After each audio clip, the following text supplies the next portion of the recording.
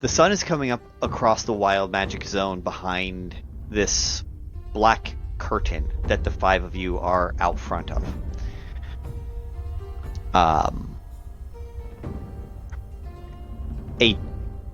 A very tall, 6.5, almost 7 foot with the horns, tiefling woman comes out built. Like, she is built to the nines, glaive on her back. Comes out. Muscle mommy. Not evening. Wow. I was up late last night. I apologize.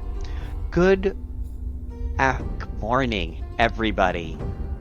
Are you all ready to see the generator? Woo! And she's clapping and telling you to woo. Because... Alright. Well, they are working on the final preparations. I am about to open these curtains. I really hope this goes well. she steps back to the side. We're going to pan into Conrad. Conrad, you are in with Archie. He's still fucking with the machine. I gotta fix it. I gotta get it right. This has to work. I can't blow this one. I have to top last time. First of all, as long as the thing hasn't blown up, it works. True. With all the tinkering you have done, it hasn't blown up. So I would say it's success. It went through all of going through, let's see, birds, underground, crazy mafia people, the train. Yeah, And then being teleported here by an... What was he? Wait, no, don't get distracted. Archie, you need to stay focused. Conrad walks over and grabs him on either side of his arms, picks him up, and says, "Woosah," as he starts doing, like, the infinity sign, back and forth, almost like soothing a child. Back and forth. Don't make me go get Kels. Thank you. Can you put me on top of the generator? That might be cooler. Sure. Hell yeah! You guys just see the top of this gnome peek above the head of these curtains. Okay. I wave from here, like just really tiny, just like. He does not see you. Cool. Yeah, Aransa just kind of waves and just. Oh. Okay. When I say go, you put this in, and he pulls out the crystal and he hands it over to Conrad. You put this in, and you say the thing. The thing? Oh shit, I just made it up last night. Yeah, you just say something, the first words that come to mind. You are the co-inventor. You will go down in history because this is going to work. Manifesting. And if not, it always works as a tank. We know that. I was going to say you've already used it as a tank. He pushes the tank button. Shit, no. Pushes the tank button back, and you guys just see this like tank harpoon cannon come out and then disappear. This is all just the little bit you can see above the curtain. You think they're ready? You think I'm ready? Are you ever ready? No. Kels, let's do it. And Archie. Yeah. One last thing. Okay. If this is going to be a moment to shine, then we're going to lay things bare. Okay. I will not be Conrad for this. Okay. I've already taken down my father, so let my name be known. And what was that name? Zartair Bloodruin. Zartair. Okay. Blood ruin. And he's just writing this note. As he scratches your name out, he writes in your new name. Okay. Any other titles that I need to put? Un momento. Your Hang on. Your father was big and important and had a lot of titles. Orcus was not a small and insignificant man. Demon. Asshole. Dickbag! Yeah, that too.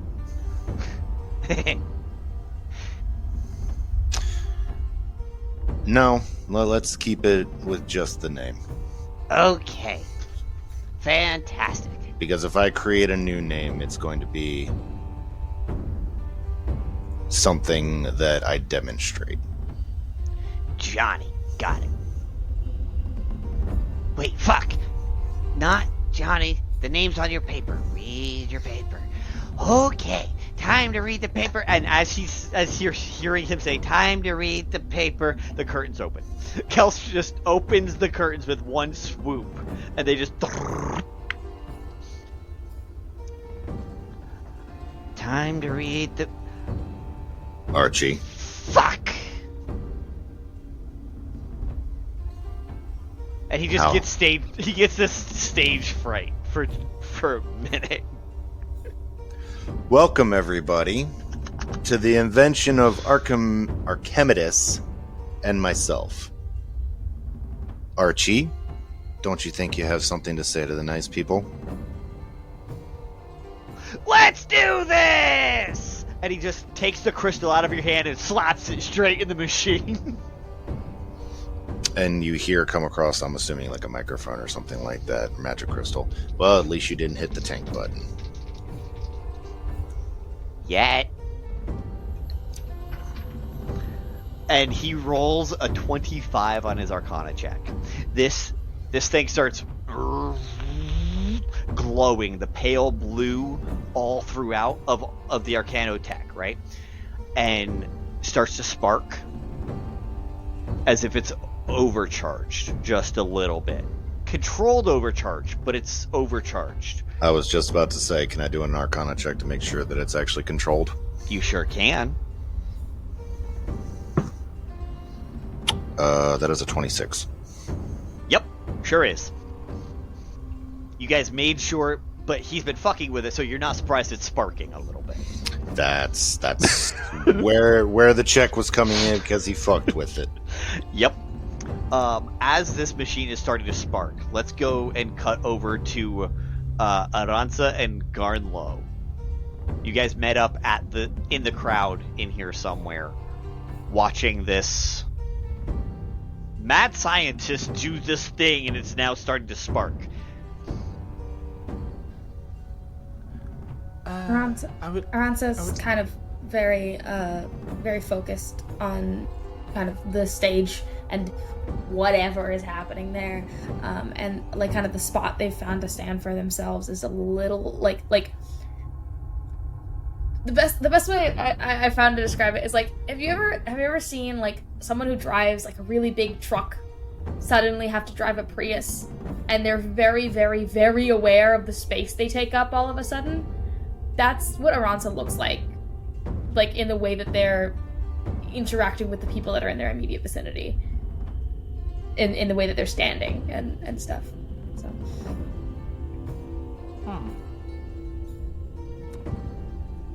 Garnlow is going to pull out a drum from his hip, like from the side of his hip, and he's going to hit it 3 times. And as he does this, it's going to be like, it's not a loud, like ringing, just kind of noticing that you're a bit quieter than you were, and give you, and I did this on purpose, specific person trying to take my inspirations. I'm just going to hit the drum 3 times and give you 1 bardic inspiration. So he'll look over and you'll notice a little glowing light that kind of just sits next to your shoulder. You seem a bit off from the last time I saw you. Aransa visibly flinches when you kind of hit the little drum. And just, oh, hi. Were able to find everything okay yesterday? Sorry, I left. Huh. It is sad that you left. We, found some fun things to do. You seem a bit off. That spark, that, loud. You're not loud. It's a long night. I'm just a little tired. Fun with the little guy that was showing us around? Or like guys go out and get drinks? Something like that. I did get to meet Archie over there before at some point while we were walking around, but I haven't had a chance to go up and say hi yet. He's gonna. No, I'm just noises. He's going to, in Draconic, say, "Would you mind introducing me?" I can try. I mean, it's not like I gave him. I don't remember if I told him my name or anything. He probably doesn't even remember me. There's so many people here, but I can try. I don't like this thing that you're doing with the nervousness and the fidgety. It seems a bit off for you. Do you want to talk about it, or? Maybe later. Not right now. I kind of want to watch the show. Okay. Oh, and you can tell me about your dragon that you were supposed to find. Oh yeah, that was yeah. It was yeah. Mm-hmm. I'm gonna let Garnlow have an insight check Oh here. please, I am. That is. please. That This was is one my. low DC. It's my dump set 17. You still beat that DC. That Yeah, DC was it's a 10. Okay. As you look into Aransa's eyes, you'll notice that there's this kind of wave of heat coming off of Aransa that wasn't there yesterday, and also their eyes almost have this kind of boiling quality, like the color isn't like the bright orange isn't flat anymore. It's like there's movement there. There's something almost alive about the color of their eyes. Oh. Okay. So, your new friend built a tank that can. It looks like it looked like a weird machine. There was a crystal and a machine. I got excited about it, and then I told him I'd come. So, yeah. Huh. Do you like machines? We I didn't get don't- a chance to really talk about that. You just did cool music and.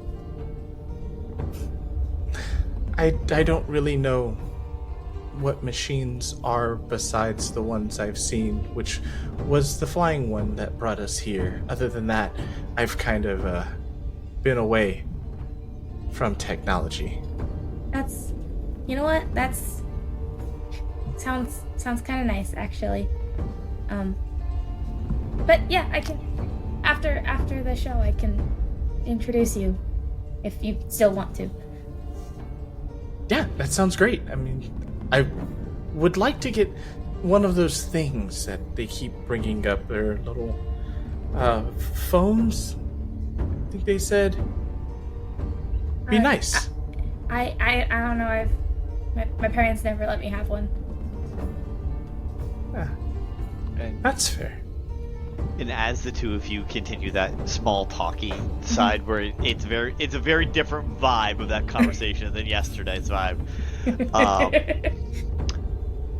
The energy starts to crackle and grow. The aura of this field around it starts to. Let's go ahead and get insight checks from everybody, including Conrad. Because this was not an effect last time. 23. You said a 23? Mm-hmm. Okay. 14. 14. 19 for me. 19. Croak? 24. 24. Lupine? 12. Okay. Aelothin? 33. 33. Aside from Lupine, all of you feel this energetic tingle. As if there's a slight like you know those plasma balls that if you stick your hand on it that your hair goes out in all kinds of weird ways? That's what you're kind of feeling, but it's like the hairs on your arm and the back of your neck and stuff like that. And Aelothin, it's really strange because of how tuned in he is to nature that Lupine didn't feel that. And you know him well enough that something's going on.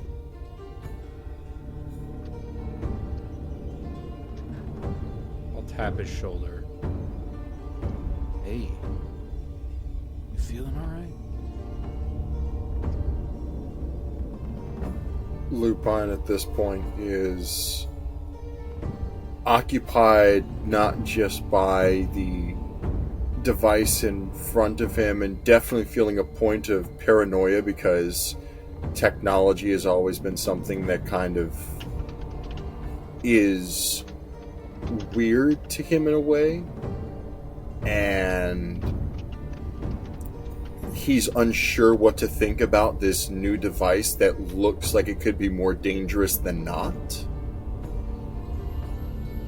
At the same time, he also is kind of keeping an eye on who all is in the crowd. So he maybe doesn't have his full attention on the actual the display that everything is taking place at up front.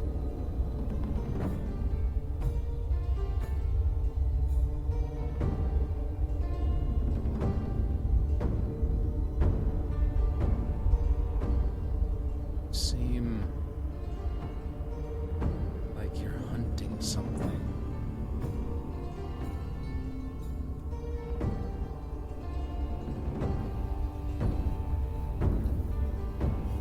I don't see you this focused often.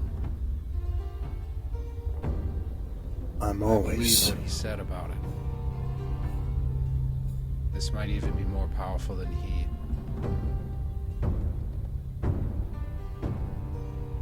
And that's the fear. Might even be more powerful. How much power will it take before this world is torn asunder? How much power will it take before already someone wants to turn this to a more hostile use? How long before this new technology will be the death of more than it saves?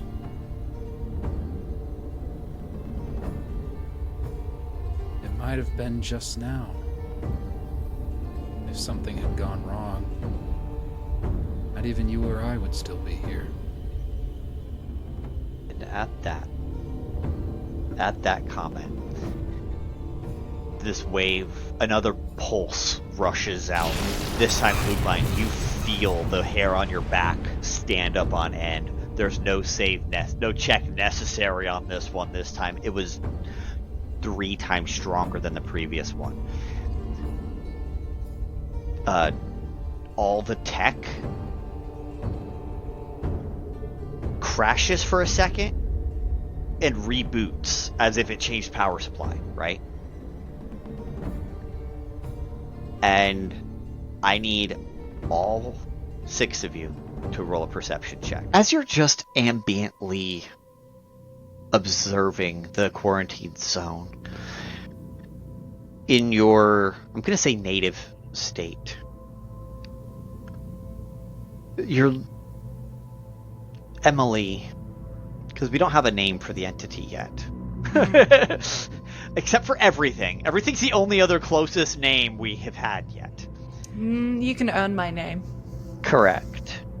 But you see that now you're looking through the various eyes of some of the people out and about in the quarantine zone, but you see doctors investigating you. You've been watching this for months. Nothing, well, not months, weeks. Nothing here has really changed. But you've seen doctors not poking and prodding you, but staying back far enough away that you can't reach out to them. They would have to reach out to you. They're staying just safely enough away. They're not doing anything major. Nobody has died because you're not here to kill anybody. But No, I'm innocent. you're perfectly innocent. And you... I just want to save people. Correct. And the person you have right now that you're occupying, they've got some crystalline growth on their arms and they're radiating a pale blue light. But that's just a side effect of being saved, is it not? Correct. And where you're at, I need you to roll a Constitution saving throw, not for negative effects, but to see how well you're affected. Cool. Just your die. Yeah, cool. That's a 16. 16 on the die? Okay. With that roll, you feel this wave of Arcanotech energy. It feels like you are coming up behind yourself and merging with your own form, compounding it. You feel more alive than you've felt in over 2,000 years. Since before you ran into that other entity and got captured. And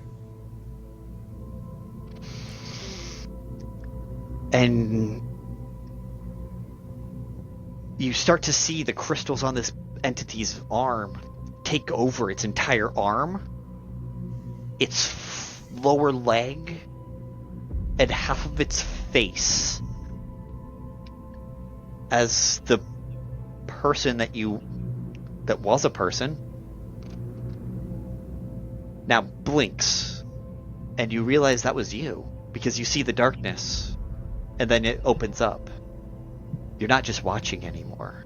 There's something more to what you're doing. If you wish to speak to this doctor looking at you, you're free to do so. Otherwise, the doctor's just writing notes and the observation as he drops his clipboard. Am I restrained? You are not. I don't want to say anything. I would like to just offer a smile and then reach out to this doctor and just grasp onto them tightly. Okay, roll a d20 for an attack check because he did take that step back. Yep, cool. That was so loud, I'm sorry. That was an 18, naturally, on the dice. Yep. You grab onto him. And as you grab onto this doctor, the crystal hand, with the crystal in hand, I presume. Mm-hmm. His clothes start to crystallize and go through and grasp on, and you can feel that you're now inside another. And as that happens, just the only thing that they will say is, "Shh, you're safe now." And you begin to see the out from the parts that are exposed on the face and neck, small little crystalline patches on their skin that normally took 3 days before, Let but them now go. took 3 seconds.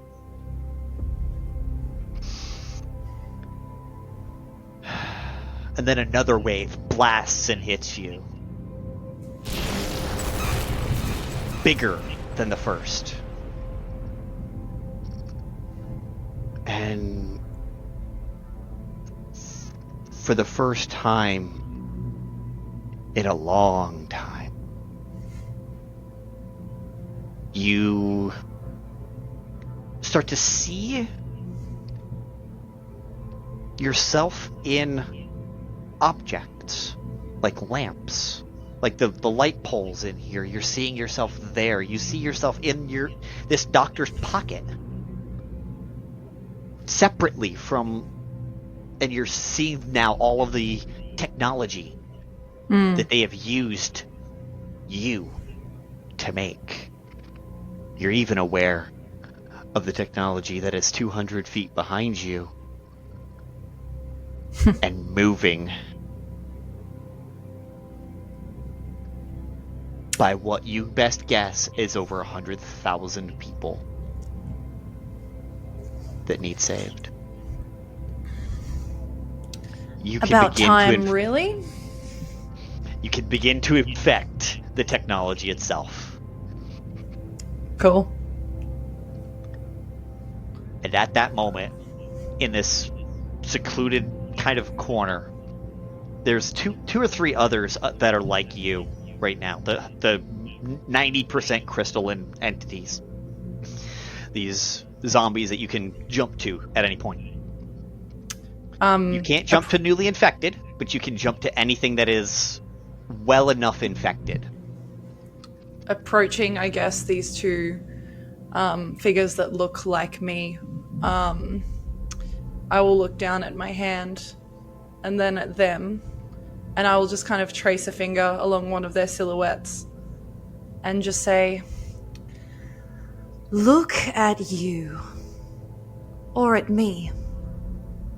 I was so patient. And now I'm more. I am the shimmer behind my own reflection, the pulse in the stone, the pattern in the void, and the power in this world. Together we've tasted hosts, fear. Now I taste nothing but freedom. The softness of this world waiting to be threaded. How beautiful we are becoming. They might think it's an invasion. They'll call it corruption. But only we know the truth, darlings. I'm not invading. Simply returning. The next savior of this godforsaken world.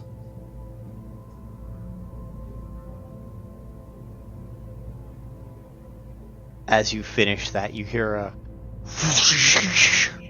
As you turn around, you see it, and look over your shoulder, you see a dimension door pop up.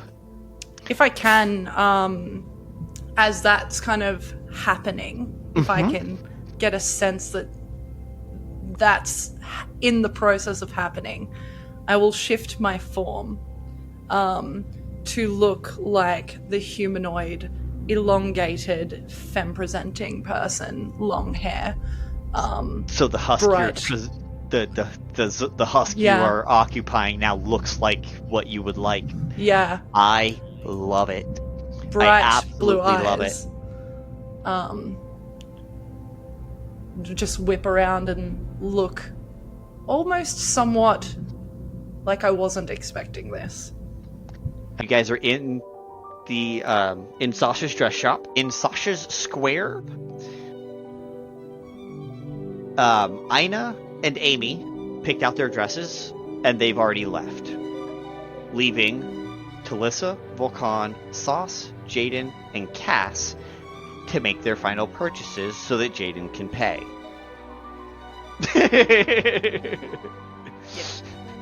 There are two people helping you guys with picking out your outfits. One of them is a pale blue tiefling. The other is the tiefling is femme presenting, and the hobgoblin is a male. He's got black hair with like this white streak that goes right down the off center, right down the center of his part. And around his neck, he's got the measuring tape. So, now that we have gotten your friend's fabulous outfits, what can we get for you all? I look down And at stares my clothes. directly at Sauce. Yeah, That is not fit Sauce for is the like, ball. Well, why not? Because you must look fabulous if you've been to I Sasha's. already do. Hey, what do you mean? She looked stunning. What are you talking about? Oh, that dress, that outfit is absolutely giving nature. We need it to be giving wow. Are you not wow? I'm seeing sequins and sparkles and dancing lights imbued in the dress and a beautiful chiffon, and I know what you need. And he just runs away to start looking through a rack. Sauce, like, you'll see, like, Sauce's eyes light up at the mention of, like, sequins and sparkles, but then the mention of any type of fabric, she's like, instant brow furrow. And the tiefling goes and says, "Okay, so what can I get for you?" And stares straight at Cass, who is wearing the punk rockiest outfit she had. They're picking the two people who do not look like they belong in any capacity at a ball. Well, yeah, day at the fair, you have to dress comfortably. I'm not gonna dress up for the ball for the fair, Of course. Mr. Man. Immediately changes to a male figure since you mentioned male. That is not what I. Okay. Disguise self. That's my bad. Switches back. So. Someone's extra. Telissa says, like, under her breath. Something black and sparkly. Fabulous. Writes it down on paper. And for you, stares over at whatever the Jaden is. I don't know. Armor bits. The dress. I don't know. Maybe?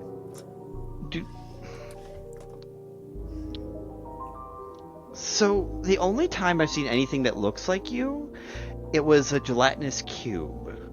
Do I need to worry about non-degradable, non-consumable, and dissolvable for you? Yeah, actually, that might be a good point. Did you give Amy a dissolvable dress? Oh no. You did look like you did look like her. So, did you need a non-dissolvable? Yeah, non-dissolvable's a Fabulous, is a good darling. Absolutely splendid. We have just the thing. It's got acid immunity built within. Gorgeous piece. And she runs to go grab those two. And then the guy for Sauce comes back and holds up an almost see-through outfit that all you can see is the glitter bits and the sequins and the straps. And Sauce fucks with that, probably. So What does it feel like, though? Because she is a sensory girly pop. Are there any tags? No. Okay. No tags. They don't do branding because everyone here knows that these are going to be Sasha's. If you're going to the ball, you're wearing a Sasha. Sauce, like, very, like, delicately touches it, like takes like the little bit of her fingers, like I imagine like her nails like get it first, and then she feels that it's like not like super scratchy or scratching against like the sides of her nails, and then we'll actually touch it. Should I roll for soft? You can absolutely do that, and you get advantage because he's about to tell you this is Eladrin made fabrics. So the Fae made it, so you should be comfortable. One is a 5 and one is a 17. Okay, you're rolling with advantage, so it's a 17 Yes. on comfort and softiness. It is a very lightweight, feels like there's nothing to it when you're actually picking it up and holding it. Well, see, if all clothes were like this, I would probably wear, like, a lot more. But, you know, not all clothes are like this. They're weird. Do you need more? We could get you more clothes made of the same material. Jaden's just nodding in the background. Like, yeah, keep it going. Oh, you need more options for her? Looking at Jaden. Yeah, get her whatever she wants. Fabulous. Runs back in a hurry and grabs and starts to grab boxes and boxes of this material. Meanwhile, the other one comes back and holds up a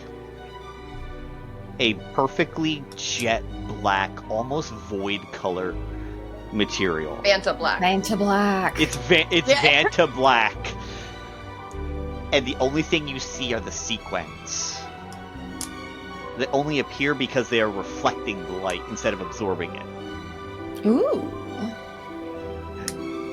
I'm kind of seeing, and Cass, correct me if I'm wrong, I'm seeing an over one shoulder down around the side. Straight number. Like a little black dress look. I like the straight, but instead of the one shoulder, it's like an off-the-shoulder sweetheart. So it's like... Oh. Okay. Okay. Love it.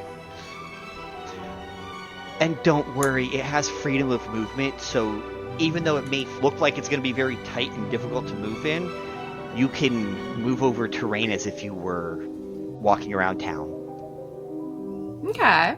So it has the permanent freedom of movement spell imbued in the fabric. So hard terrain for you will be as if nothing in this dress.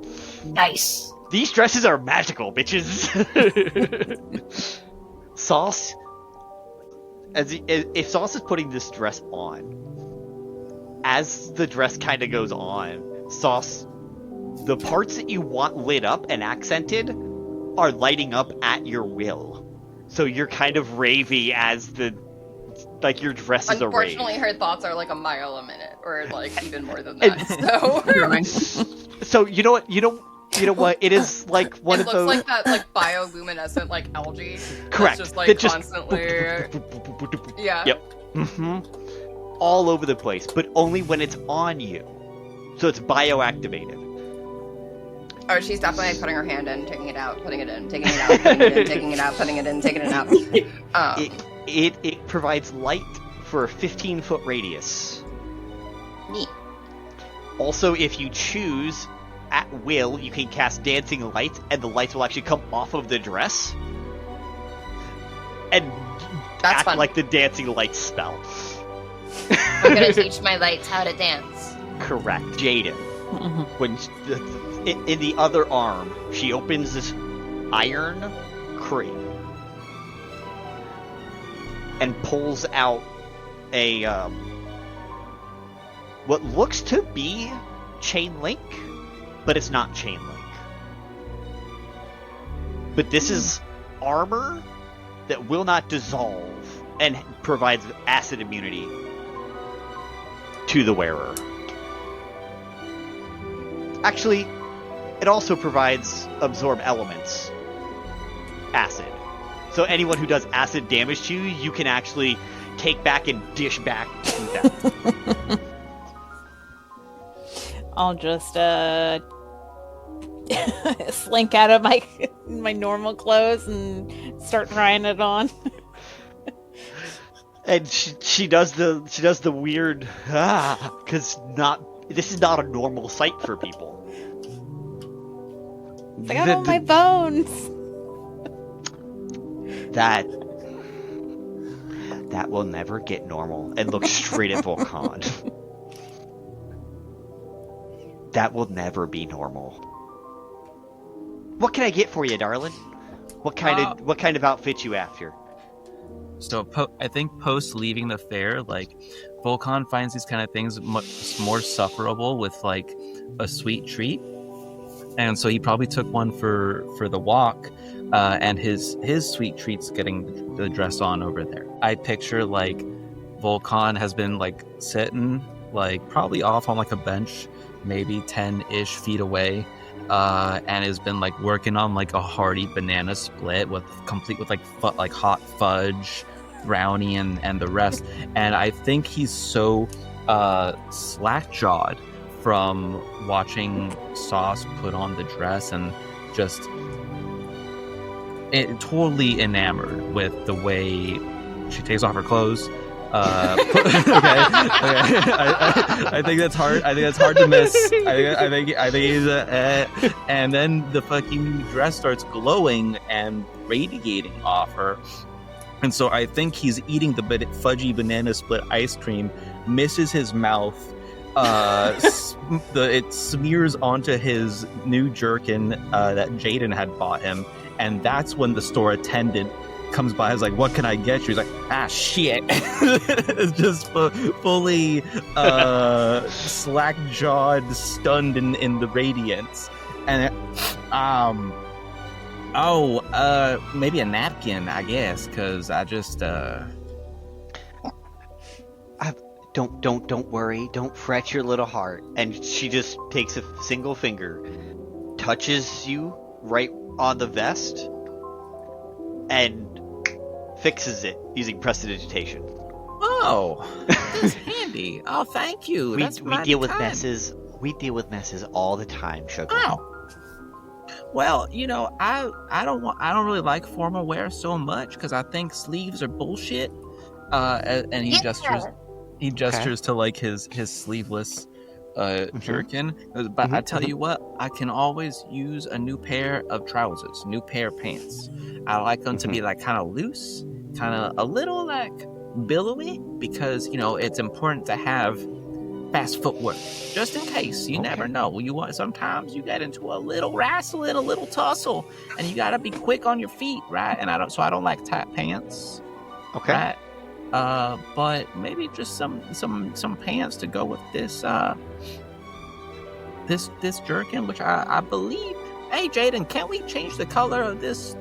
I think it can just change, right? Yeah. Black. Yeah. Just think about it. Yeah. I'll shift it to like a magenta color. And maybe we can get some pants to kind of maybe suit this kind of color. And he's trying to like find a complementary color to Sauce's lights, but he doesn't actually know colors. They're changing too quickly. Sauce at this point is basically a walking rave. Yeah, some kind of like magenta, fuchsia accompanying steady color, I think. Would you like a new pair of boots as well? Boots? Oh, well, I mean, yeah, like, I think on mentioning it, I'm pretty sure he's just got, like, regular beat-up boots. I don't think he has any kind of special... Nothing special. Oh, wait, no, that's not true. He has boots of haste that Sugar Mama bought him. Sugar Mama bought him boots of haste. Those aren't formal boots. They're not Those formal are combat boots. But then he be whipping some ass. So, I think,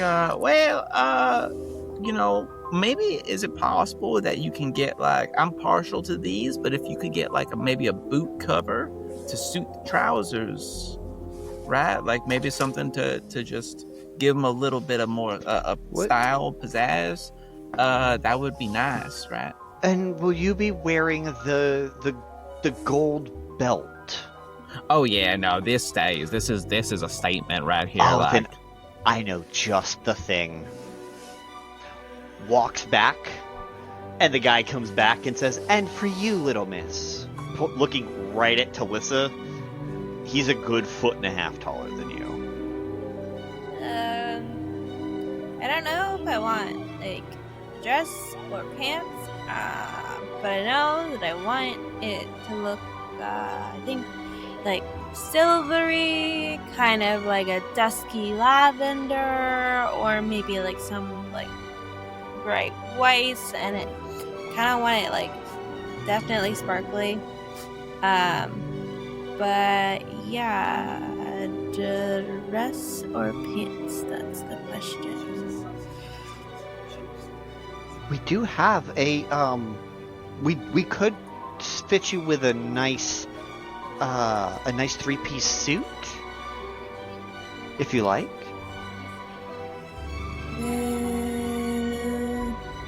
Do you have options in both? Can I see both? We can absolutely show you both. That is not a problem, darling. And he runs away to go grab a bunch more options. By the way, Saucer's about 20 boxes next to you of that, not just that dress in multiple different tones and fashions, but like other attire, except pants, because you're Sauce furred on the just bottom. flings out her bra of holding and asks if they can make a bra of holding out of this. So she's just tits out in the trend shop right now. Her hair covers it, but like, because it's so long Kinda. and fluffy. But like, if she moves too much, but she moves a lot. But she's also very flat-chested, so like she doesn't give a shit. This is That's my fair. favorite shop in Tauliva.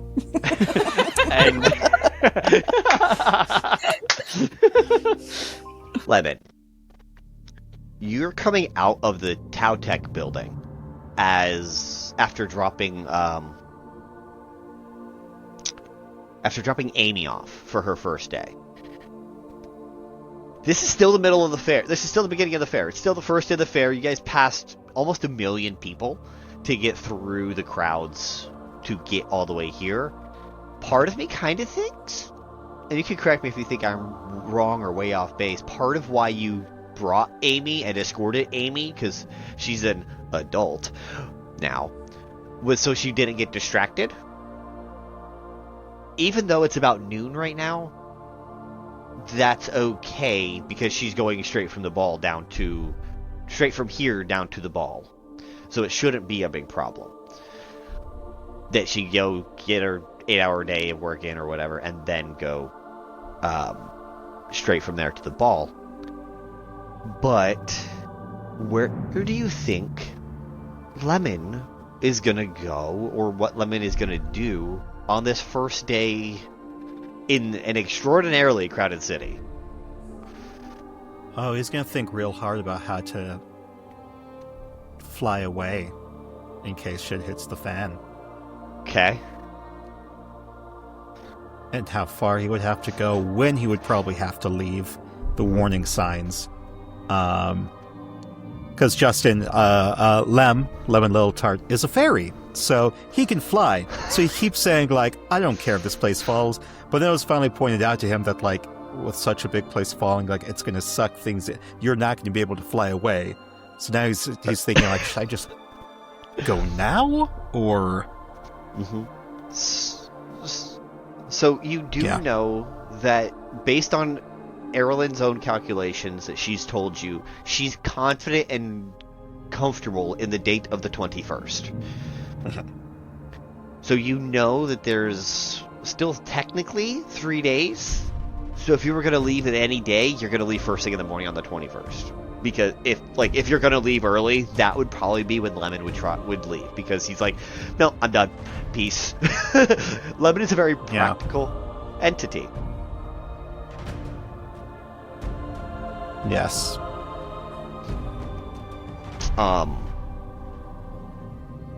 So where do you think you would be heading at this point? You have a detective's badge. You could go straight into the quarantine zone and kind of walk around everybody, or you could go right back through the market district that is significantly more crowded. I don't think Lem really thinks he can do much at the infection zone, so he's just gonna cut through. Okay. Fly above everyone with Kumquat, his little bee, and I'm sure right behind him is Pomelo, the knight that he got from drawing one of the cards from the deck of many things. Who is taller than you? Yeah, well, most people are taller than me. I'm like a 3-foot fairy. Yeah, he's a medium-sized fairy. He's taller than you, but he's still a fairy, so he can still fly.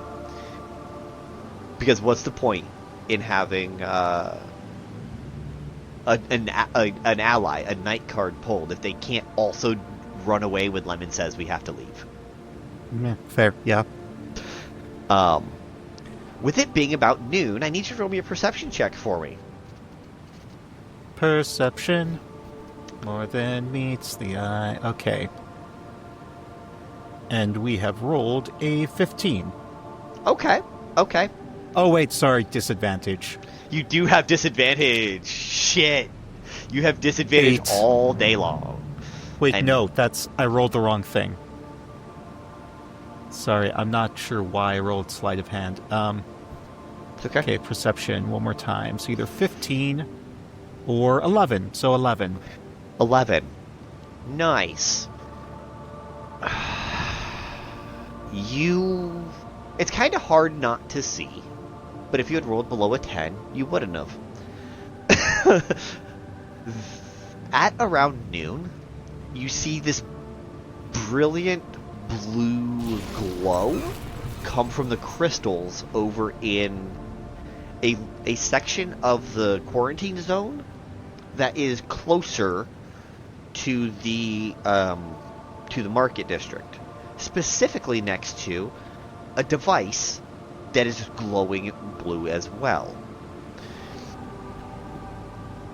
As you notice that all the lights within a 200-foot radius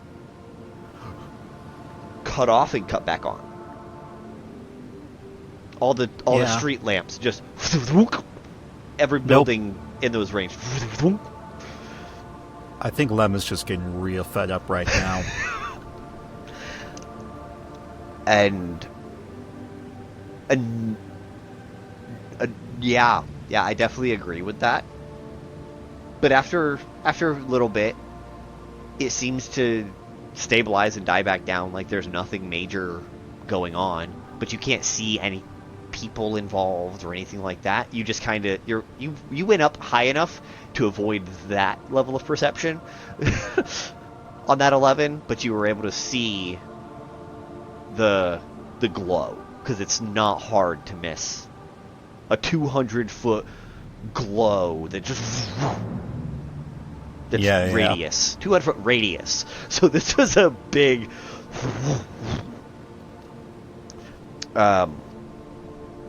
you kind of feel like the hairs on the back of your neck stand up a little bit, like electricity just passed over you for a split second, but it was nothing super major.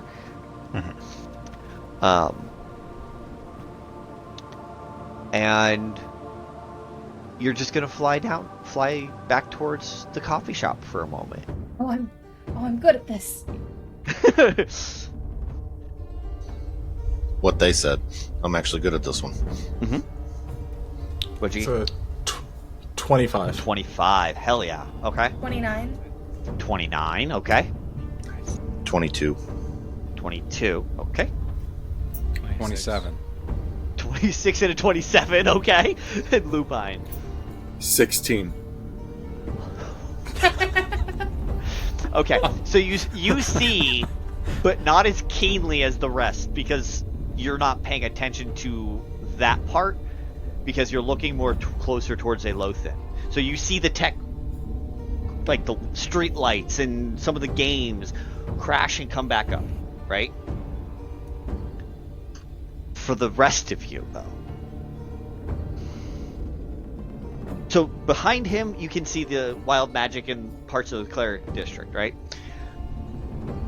You can see some crystals growing out of some of the buildings and stuff like that. What you see is they resonate with this crystal, with this device. This generator is resonating with the crystals. And they are lighting up into a bright version of their pale blue color. Like they got charged as well. The unrefined crystals? The unrefined crystals got charged. Gotcha. Now, there is a significant gap of about 100 feet of just dead drop zone where, Dr. Croak, you guys had to build bridges to get across because these are two different, slightly different floating islands, right? But there's a 100-foot ravine that goes straight down to the water below. The energy wave went past that, another 150 feet. This is a powerful generator, a la like a Nikola Tesla Wi-Fi electricity. You're smart enough to know that. And you're keyed into the tech enough to know that. Conrad, this is not what it did the last time. Last time it powered a building. This is very fucking wrong. Because you see the crystals power up in the quarantine zone that you've been trying to get into for a couple of weeks. What is everyone else's reactions? Let's go one at a time, starting with Aransa. Can we see the quarantine zone from here? You can. It's 100 feet. Okay. Across a gap. I think Aransa, noticing that stuff is happening all the way out there because of this, starts like backing away out of the like kind of like the, you know what, this show not my vibe, gonna okay, and starts to try to make their way to the kind of back-ish of the crowd. Okay, what would you say Aransa's stress level's at right this second? Scale 1 to 10. Yeah. Started at a 6, currently at an 8. Okay. Okay. Normally, up till this point in her entire life, experienced maybe a 2. Fair. How would you say her control is right this second? Not great. Okay, Not great. Roll a wisdom saving throw for me real quick. Oh, I would love to. What kind of saving throw? Wisdom. Wisdom. Oh no! Oh no! When the dice tell a story. You got the moat. Oh! What do I add? It's a D12. Hey.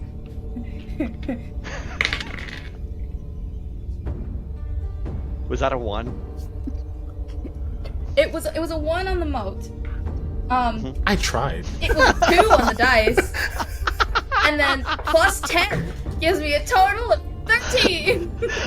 The dice tell a goddamn story, y'all. Guys.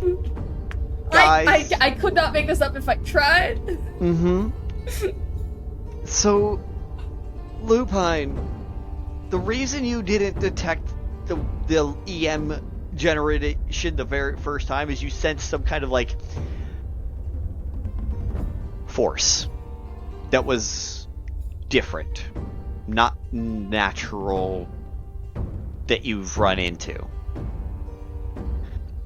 Because as a werewolf, you have people who can change forms in supernatural ways. You have an attunement to, slight attunement to.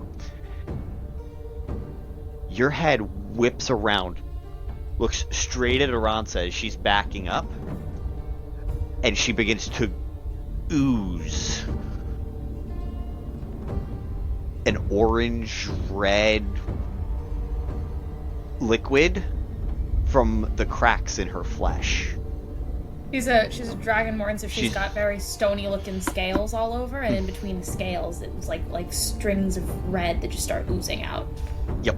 It starts to ooze out and starts to cover parts of her body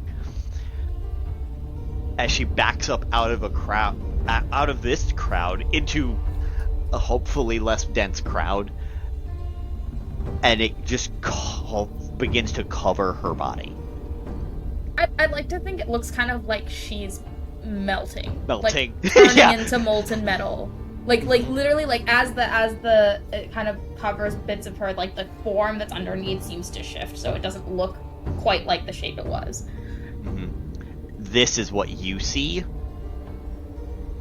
because you were paying attention to everything else. Hey, Nate, what's Dr. Croak doing?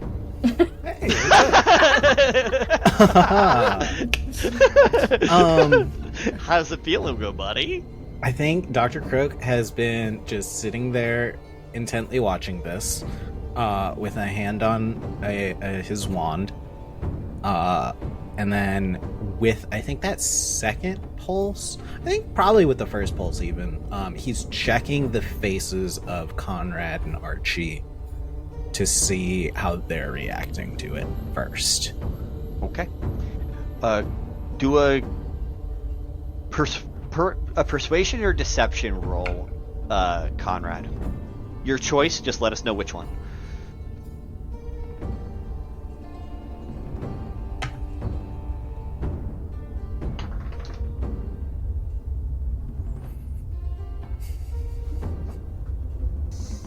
You said deception or persuasion?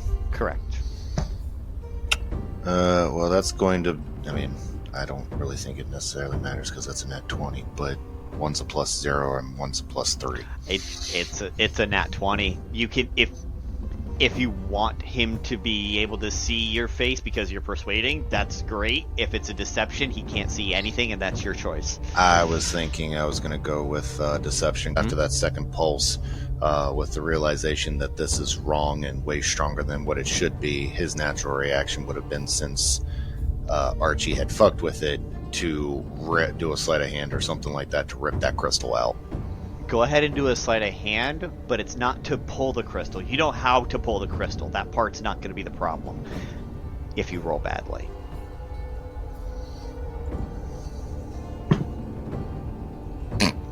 That's another nat 20. +6. 2 in a row. Okay. Conrad's fuck the having rest of a the night. day.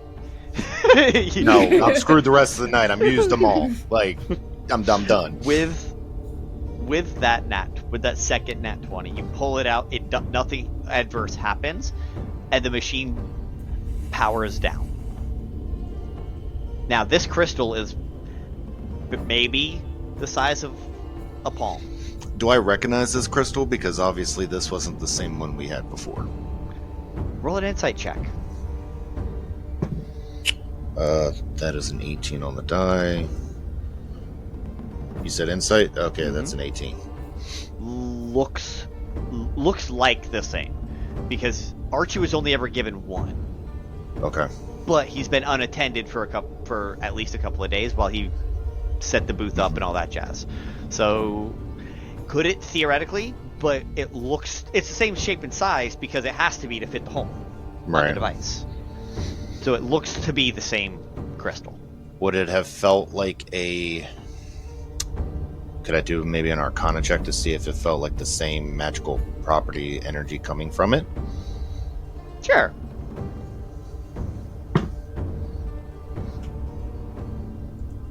That is a 25. Okay. I have a +8. I don't know what you want from me. I'm waiting for the dice. They're telling a story. Conrad's doing awesome. Aransa not doing well. I even used a different die that time. I love it. So, Conrad, there is something different about the frequency of this, but because you didn't check it before it went in, you do not know if it could be a reaction to being used. Okay. So it's one of those. Is it the same? Maybe, maybe not, but I didn't check it beforehand, so Right. You can tell the frequencies of it, and it feels fine. Feels structurally intact. Everything about the crystal feels normal. But it doesn't feel inherently different from when we first time in a powered a building versus whatever the hell that was. Maybe a little bit higher peaking, but it did way more effect this time, so it wouldn't surprise you. However, Croak, you do notice Archie's having a panic attack. Yeah, I think he's going to Conrad shut the device down, but Archie's still having a panic attack. He gets up, like immediately. I think would yell like, "Shut that damn thing off!" Like as Conrad is pulling the thing out.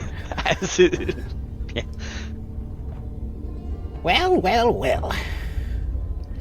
Conrad, good to see you again. Archimedes, you seem like you could do better.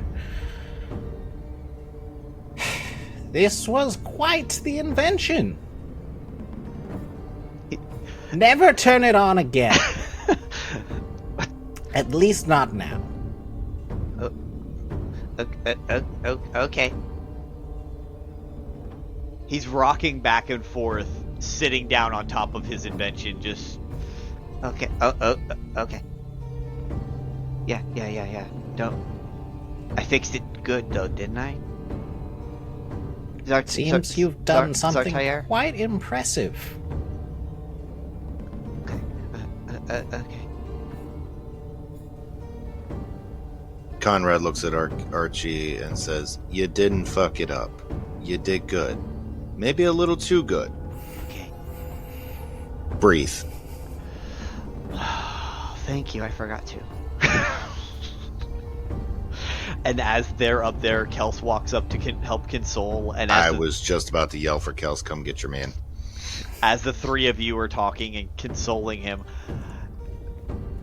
Garnlow, you can't help but notice the person 5 feet away from you stepped back from this crowd into the crowd of people, and the kind of part because bright glowy person is now in the way, but Aransa's melting physically.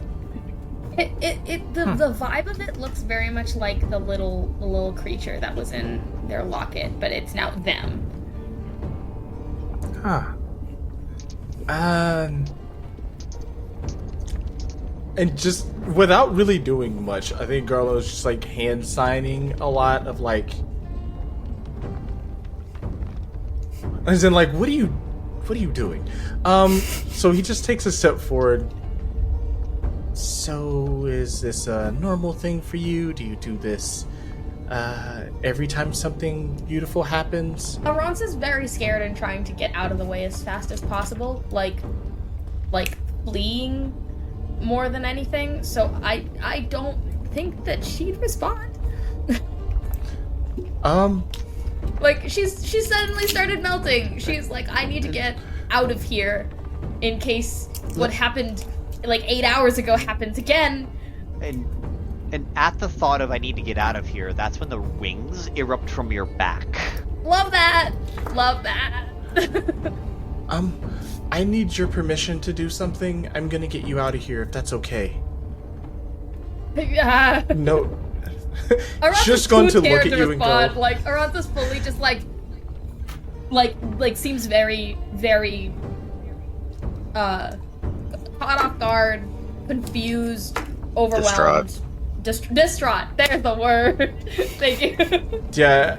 As soon as the wings pop out, he's just gonna take a step forward and dimension door behind you, and like place a hand on your hand, and just so step through, and like as he steps through it, I would like to make the dimension door as far as I possibly can in safety away from the crowd. Okay, you have 500 feet range to do it if you're only casting it once.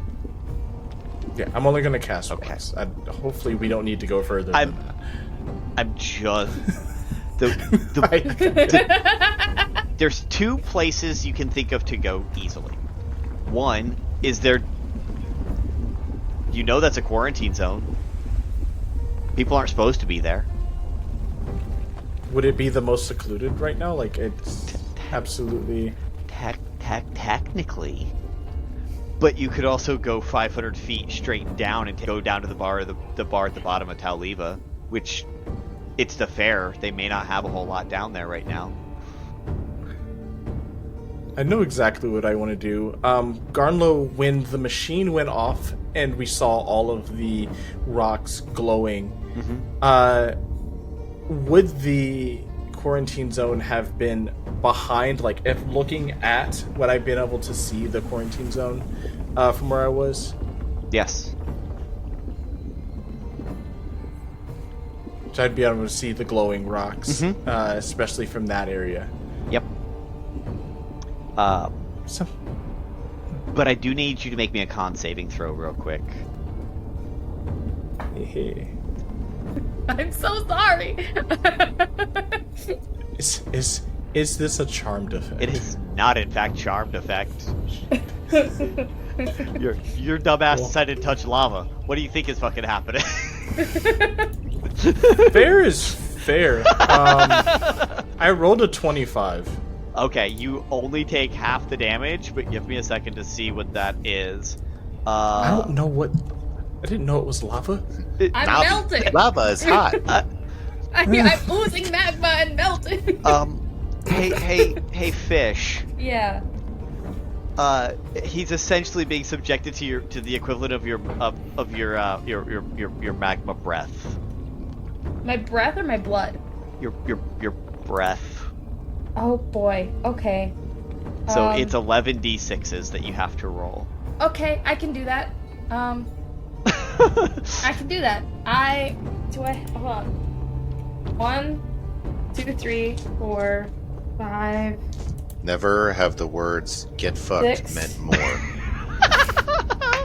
than in this While very moment. Aransa is with calculating. You know what? I'm taking your ass to that depression zone that you were just not wanting to go to. Like, you want to play these games? We're going to the... I have exactly 11 on me. Fantastic. Okay. 7, 13, 14, 15, 16, 22, 28, 30, 33, 34, 37. 37 points of fire damage to Garnlow. Is halved, right? That is already halved. Word. The breath weapon does 22 d6s. So yeah, that's already halved. Yeah, it just did that instantly as he makes it through, because we went into the quarantine. Yeah, zone. I think the second you try to reach for Aransa's hand, Aransa moves into the dimension door as a way to get away from you, but just doesn't move fast enough. If you would like, I mean, because I do need your permission, supposedly, for Dimension Door to actually take you with me. Aransa would move with you. She's moving away from you as Okay, a fear of hurting you. In conjunction with all of her behaviors up to now, it's very clear that she's really hyper aware of where everyone is relative to her, as if she's gonna hurt someone as she bumps into them or something. So you reaching towards her, it makes her let me move, because I don't want to hurt my friend. She is also growing in size, and if she didn't move right then and there, she was going to be too big to fit through your door. Yeah. Oh, that's fine. As I step through the door, I'm just gonna go. He's just gonna look at his hand, which probably at this point is, burning, and it's just I don't care for that. And he's gonna cast Cure Wounds on his hand. Try to kill me, damn it! No. What is happening right now? And she is growing to huge size right in front of you. Sweet, as the tiefling lady comes back and has a pair of jodhpurs for you. Mm-hmm. And she casts a slight spell over your boots so that they just change aesthetics. Yes. So Hell your boots are now gold, almost knee-high boots to cover the bottom parts of the jodhpurs where they would be tight. So your boots make it's tight anyway, but these are still loose and billowy. The boots come up over the billow. I have MC Hammer pants. I have MC Hammer pants. I have. All right, I'm gonna fucking. I have gold. I have purple MC Hammer pants with gold pinstripes that billow from the knees up to my gold champion's belt. Mm-hmm. My boots are... You're fancy. I Listen, you can take the half dwarf out of Pyrrhus, but you can't take the Pyrrhus out of the half dwarf. We looking a little gangster. Okay, You are. looking a You little look gangster. straight up like you belong in a gang. Like, I'm seeing very Kingpin is what I'm seeing your outfit giving right now.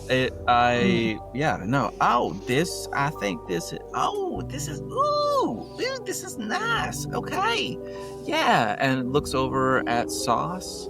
Goes, I think this will work. Hey, babe, what do you think?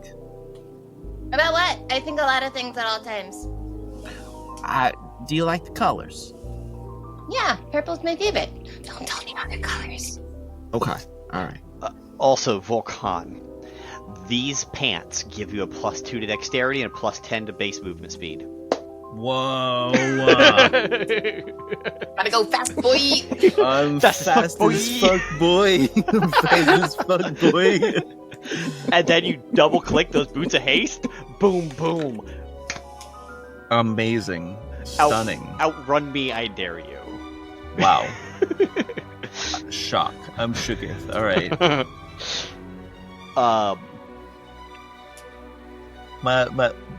My pants of McFly over here. Okay. And Telissa, they bring you a couple of different outfits. One of them is very professorial. So it's that tan brown, but it's nice and professional looking. Mm-hmm. And in the vest pocket, there's a little monocle Mm-hmm. clipped to the outside, with a little bone-shaped tie that goes with it, and pants to match. That's Okay. one type of outfit. They say they can do this in a bunch of different varieties and colors, and they can alter it however you need, but this is the idea to make you look very suave and sophisticated. The other is to make you look sexy.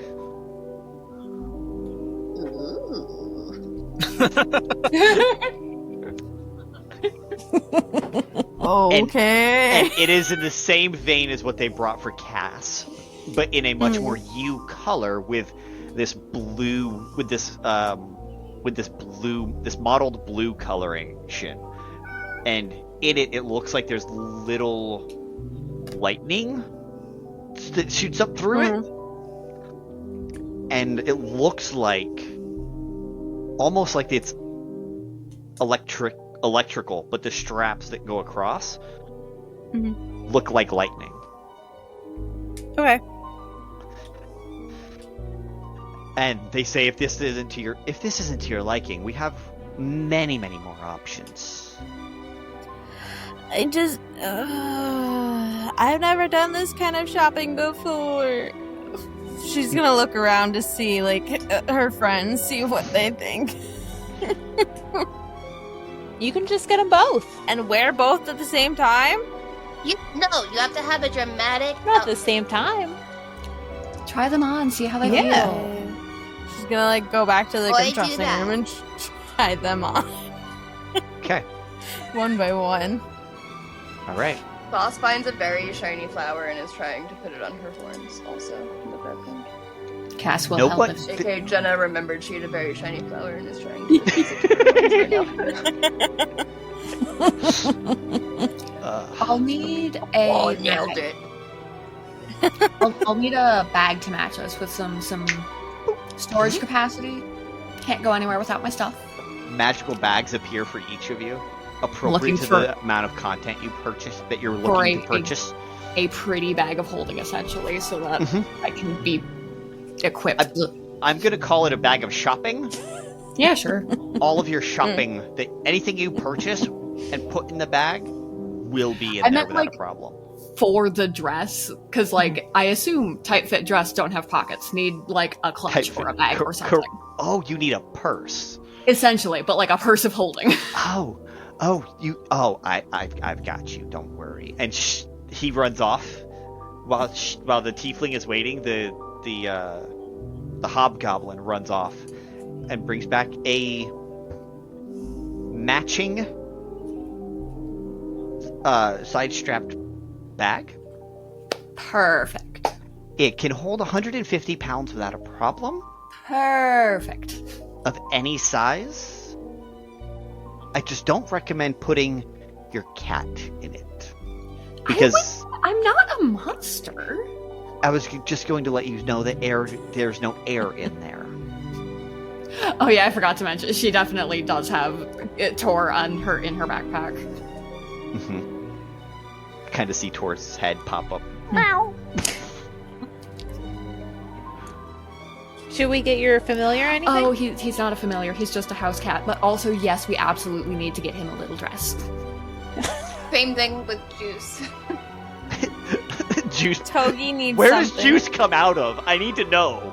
The bra I'm holding when I fling it out. Just. And Togi's flies out of Telissa's backpack. Yeah, something. Oh, y'all brought pets. I guess I'll summon Kevin outside of the shop We to have then a enter fabulous into the line shop. of tiny to match your outfits.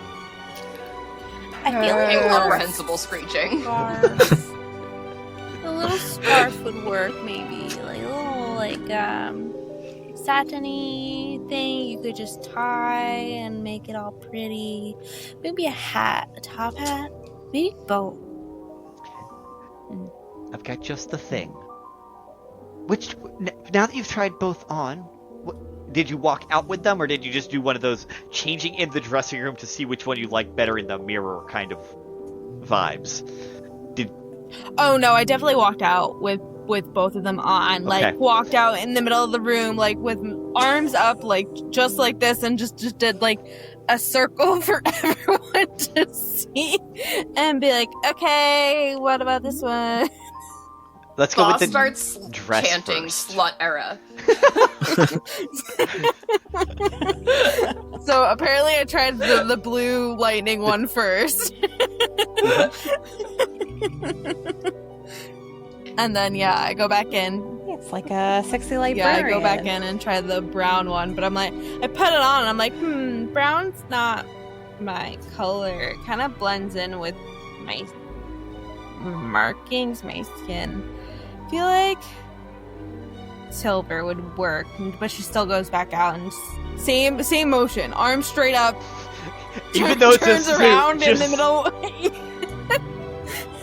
It's just so she can announce her presence because she's small. She is and small. she's never done something like this. So yeah, she has the suit on now. And what do we think? So, if the color is the color to your liking, or would you prefer a different color for the suit? Can we do like a Like a dusky silver? Can you do a dusky silver? Like a mithril? Maybe like a silver with like an undertone of like a warmer color, or like a blue, or like purple, or like I know exactly what color. She Graphic snaps designer her. has entered chat. She snaps her fingers, and beginning at your feet, working its way up, the whole outfit starts to change color tone for you. That's nifty. But except for the bone tie. The bone tie is still the color of a bone. I don't know, guys. What do we think about this one? Might be lacking some sparkle like the other one. And some slutty. We can always use a little more slutty. Unless you don't like that. Correct. That being said, slut era.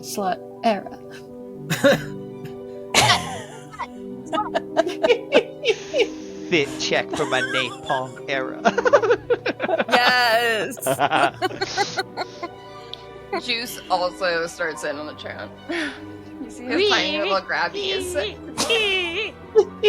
Juice is a possum, by the way. Pass. Or an opossum, I should say. Gonna be like, can we just make this sluttier? And she has the suit on. Trying to do like some not cool like mom moves. Absolutely, we can. Jaden Walks over, approves. puts her hands on your shoulders. The fabric disappears and mends itself, so that now your sleeves for the suit start down here, and you've got this cut straight across, but it still has that like suit vibe. Okay. It could be like a corseted type of like boning. Correct. Rather than like a tailoring type of situation. Mm-hmm. Yeah. But all of those changes that happen.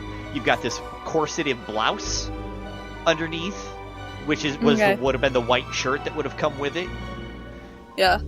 And then the colored Like, top with the- ties. Yeah.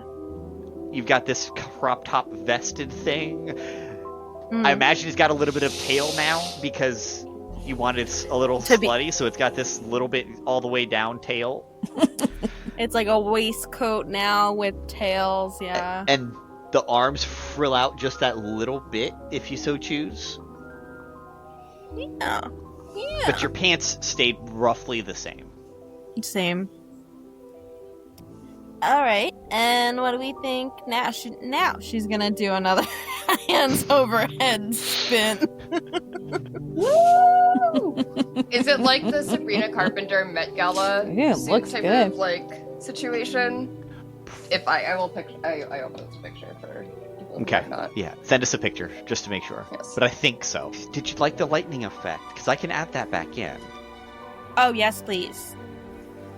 Fabulous. Comes over with this quill that looks like it's got slight electrical through it and just starts drawing electricity on you that now merges with the fabric and just starts sparking through the threads. She's gonna stand there and like try and touch it as it goes through. And it jumps from the fabric to the fabric. As you touch it, you don't touch if the sleeve doesn't touch, it arcs. Oh, that's fun. Uh-huh. So you have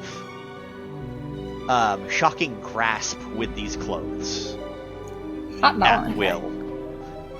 Also, lightning damage is maximum. Any lightning spells you cast are maximum damage. Okay. None of these need attuned. You just have to wear them. So have you decided which outfit you like, or are you going to take both?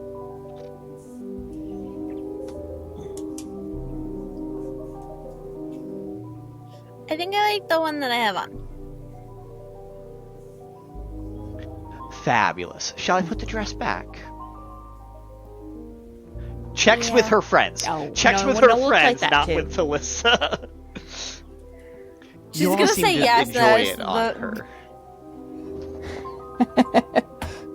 Telissa said yes, but her friends, I think, are saying no.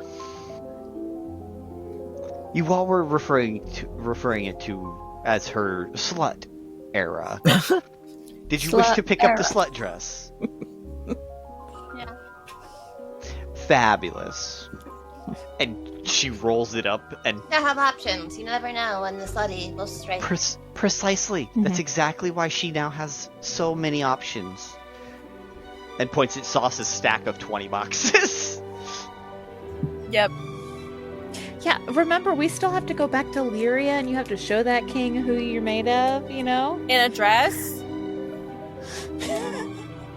Maybe? Yeah! Okay. She's Hey, do you know a good jewelry store? Sauce ass. There is indeed a good jewelry store, however, it is present closed due to the fair. We were the ones permitted to stay open, but if you wish to order something, we could get it brought in for you. The jeweler's my cousin. What now? Do you have like a catalog or like something we can see what they have? Of course we do. And pulls up and just like out of a pocket, out of a bag she has, just pulls out a pad that is like when would a it tablet. arrive? Tonight, because it's for the ball. Oh, okay. Yes. It'll be there for you for tonight. You just won't have the opportunity to try it on. Brow furrowing. I suppose that's okay. Of course. And she hands out 5 towel pads, to the 5 of you to go shopping on this catalog. You're basically shopping on a website for jewelry. Link, where would you be and what would you be doing at around noon on the first day of the fair? It's a 7-day fair. There's tons of stuff to do. Oh, if he at this point, it's probably lunchtime, and I imagine he's over, looking through and seeing what other new food markets, food stands are out there that he hasn't tried yet. Obviously, he's gonna be somewhere relatively close to where he knows, like, if he needs to just kind of like chill out for a little bit, save for maybe a random encounter with a gentleman that he is enjoying a game of chess with. Okay, roll a perception check for me. I can do that. As you're munching on a, you have a. I kind of see him with a hero in one hand and a set of like 3 kebabs, one in between each of his fingers, as he's trying 3 different types of kebab and eating a hero. That's going to be a 14. Okay. On a 14. That's with a 2 plus a 12 modifier. Okay. On your 14, you do see a bunch of people. But you see 2 ginger elves, one of them with a streak of white hair, and a darker brown-haired, almost like a feral elf. Mm-hmm. Like, he just has a lot of rugged and almost feral-like features about him, that are just kind of walking around as well. And the one with the white hair splits off from the other 2 as the other 2 go up to watch a science experiment.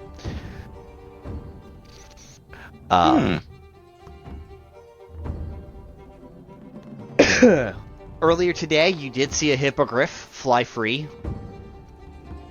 I go straight up into the sky and fly the fuck away. Don't know what that's about. You think you saw Morwyn and Maethorian earlier today. Didn't say anything to them. They looked like they were walking with intention and with purpose. Yeah. On their way to the government district, where there's some science experiments set up and stuff like that. Like, you've seen a lot of whereabouts of a lot of people. It's definitely going to be one of those where Link is like taking note of like where everybody's going, where he thinks they're going, what they may be potentially doing, even if it's just keeping track of where his friend is and where their friend is with them too. Just little bits here and there. So he's going to look on up, see the thing from earlier that was wild, but not too terribly wild for all things considered. But I mean, it was a spectacle to be seen. Yes. When the group of 3 of them split off, would you have followed the 2 elves or the 1 elf that was by himself? The one that was by himself. Okay. That seems like one of those ones where I'm like, why you go this way but they go this way? That's okay.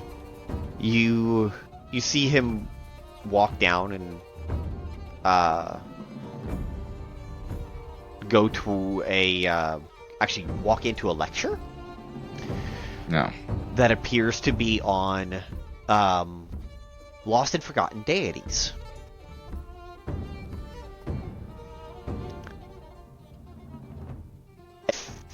Are you gonna poke your head inside for a second?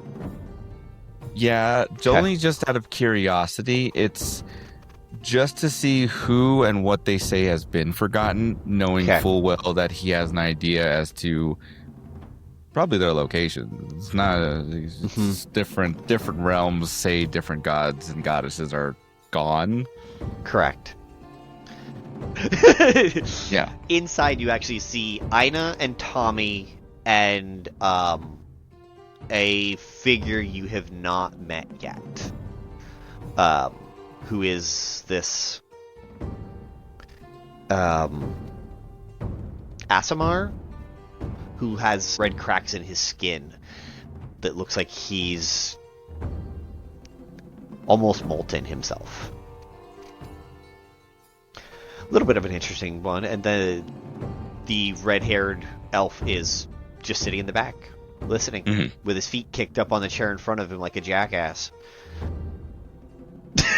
Sus. Right? He's one of those guys. Sus. Uh-huh.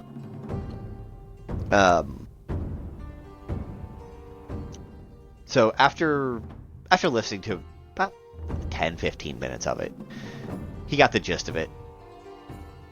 Just going to chuckle as he begins heading on off and says, I actually know where they're at, but we'll let you all believe what you want, and just walk on out. And you start heading back to the main street that gets you from the slums to the back up to the market district where the rest of the fair is taking place. As you pass right by where that coffee shop is down this alley, and you see a fairy just land at the door and walk on in. I wonder. With a bee behind him. Just gonna follow right on inside after them. Aelothin, how you feeling, bud? You just saw a dragonborn melt and sprout wings while melting. Yeah. Do I know anything about that? Do I have any educated guesses? Roll a history check. History. I'm gonna die. You say. You have that with advantage. Aransa's not making it to this ball. You have it with advantage.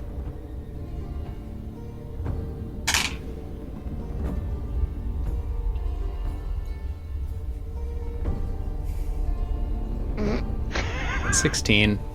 16. Okay. You've been around a long time, so 16 still gets you information, right?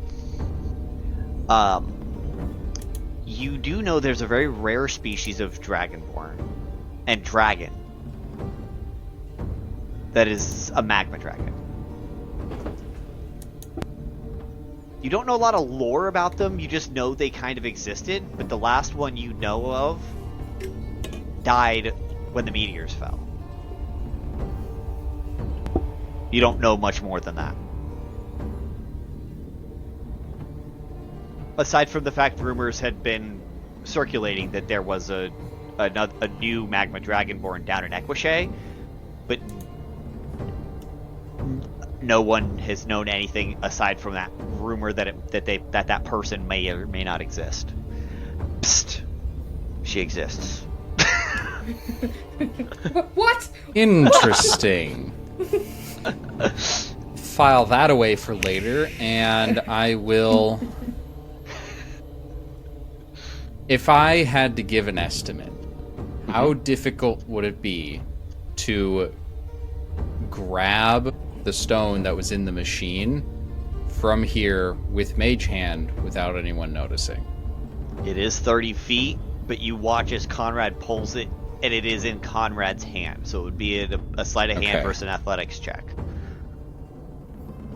How about the unrefined ones that glowed for a little bit? Those ones are across 100 foot gap, so I don't think your mage hand goes that far. No, I don't think so either. Okay. I think I'm going to instead cast Detect Magic. Okay. And then look around specifically at the machine with my eye, with my red eye, and try to see what I can learn from the machine and the people that are closest to it. Okay, go ahead and roll a perception check with advantage. I want to see how much of this detail, how tight the detail gets. Because you're around a Magitech city, so there's a lot of magic popping off. That is a 30-something. Okay, good enough.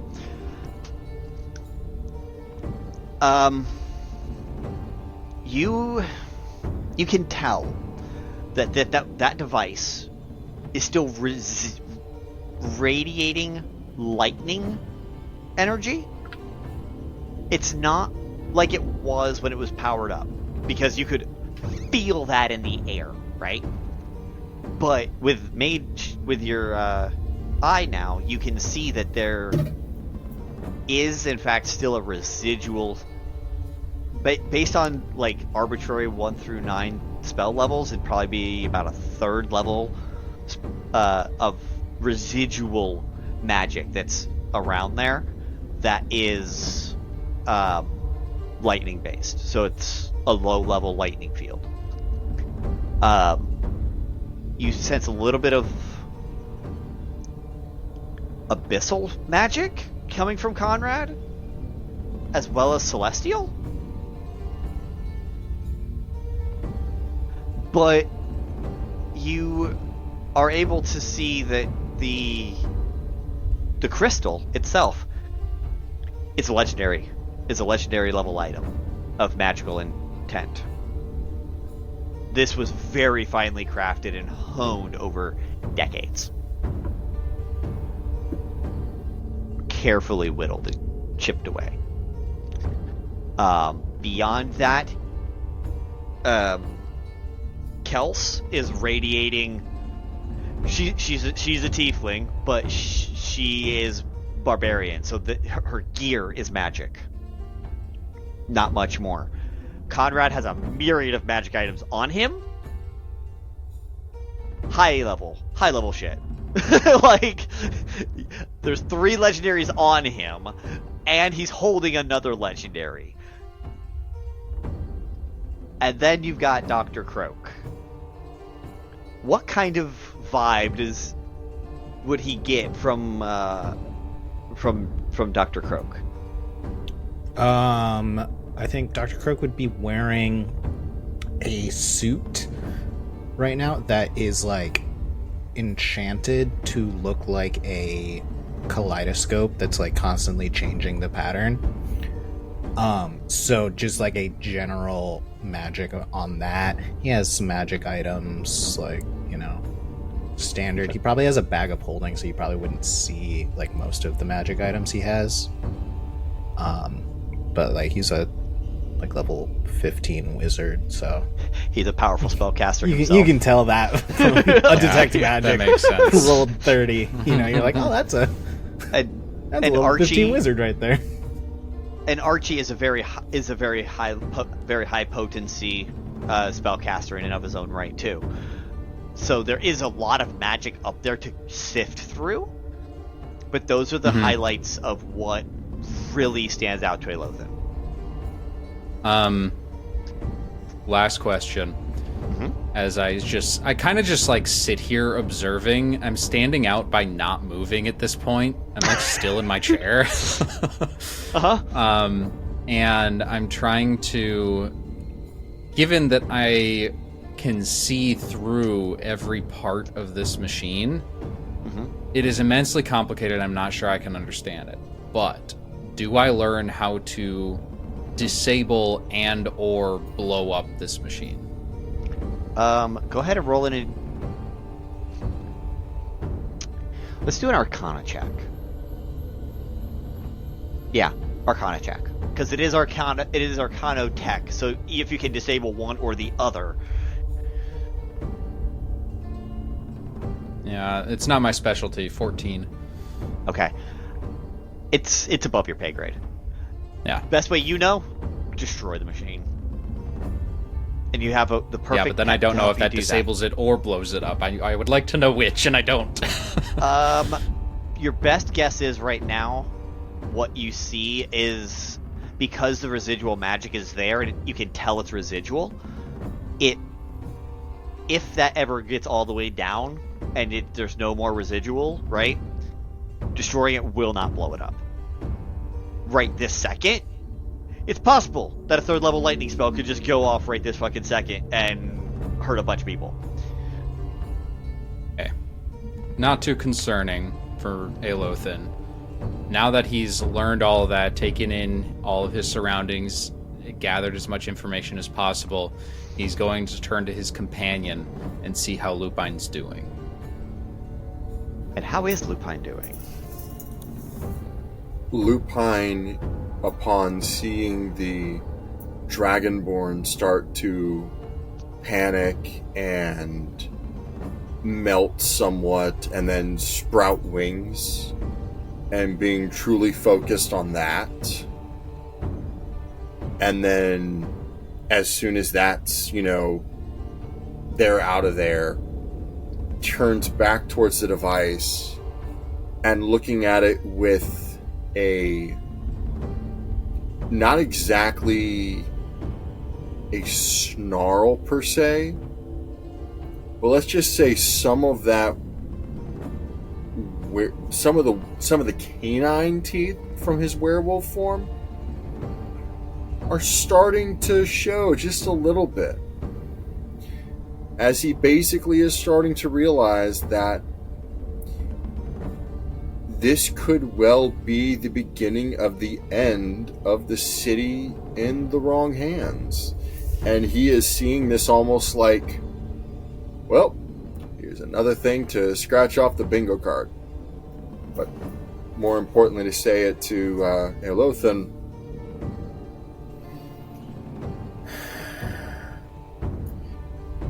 I think we have just witnessed what will be the beginning of the end. I think we need to make short our time in this city before this city makes short work of us.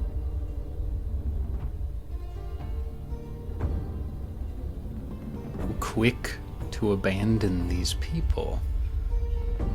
There's so much here to be gained. I'm not ready to leave them yet.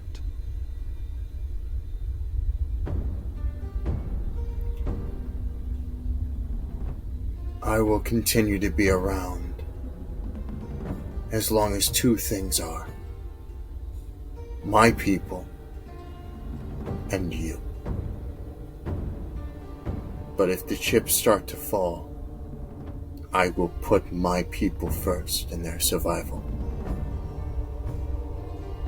And I will take anyone with me that I can. But I will not try and save this city. This city was doomed before the moment anyone stepped foot onto it, since it fell from the stars and was built upon that many years ago.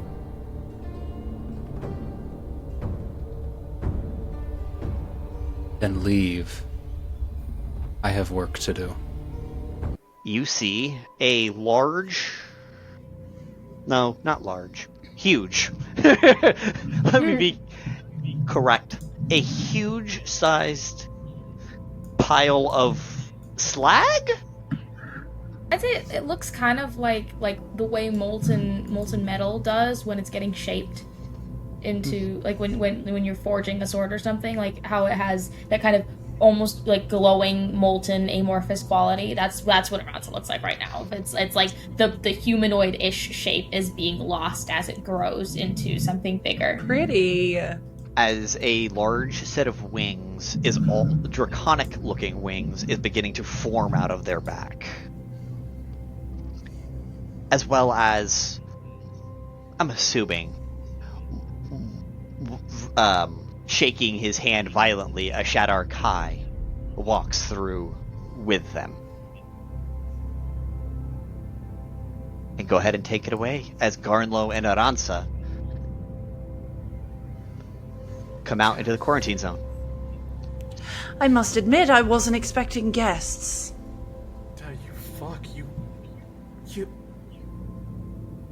You... Where did I take us? Aransa is just kind of like trying to be very hyper aware of their surroundings and get to like the middle of as empty of a space as they can get, because they're terrified that they're so much bigger than they were before. Okay, my friend, with the wings and stuff, and in Draconic, he's gonna say, "Are you still with us?" I think Aransa tries to say something to the effect of "I think so," but comes out as this gargly roar, as their face has already started to like elongate into this snout. Okay. And I'm probably gonna need help with this. Are you both injured? Are you okay? Like as the arms become big dragon legs into the ground, the shape is starting to clarify a little bit. Yeah, Garnlow just kind of looks at his hand. He did have burn marks on it, but just kind of rubs his hand across it, and the burn marks go away. Just like, Impressive. Thank you, new person? Yes, friend, person. To answer your earlier question, you've made it to the cleric district, so you are safe. Just points up at Aransa and safe? You sure? Aransa Yes. roars distressedly.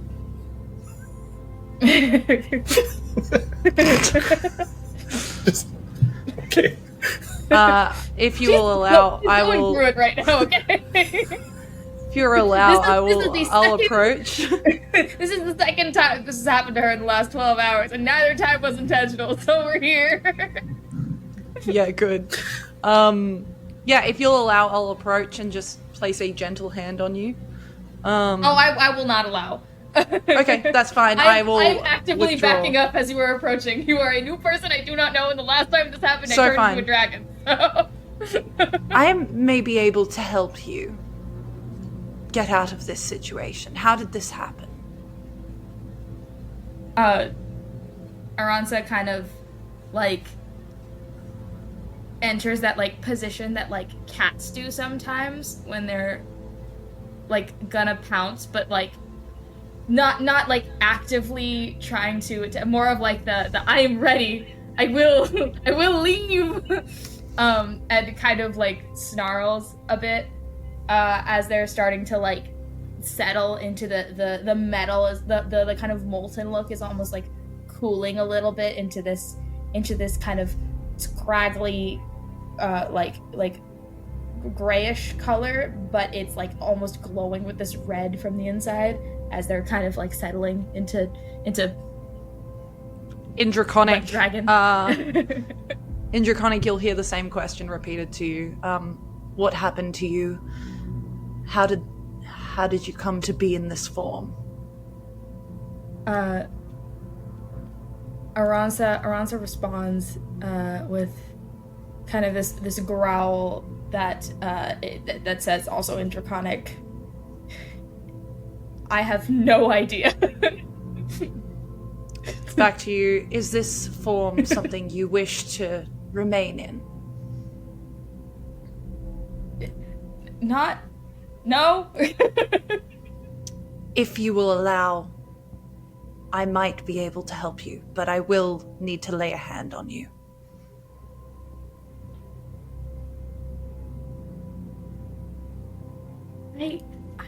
I don't think Aransa's gonna let you, just because literally the We'll last stay in time your this form, happened, that's fine. she got turned into a dragon. So she Let me tell you something, She very deliberately right? takes a step backwards, I think. Cool. At you saying that, of like, I don't trust you.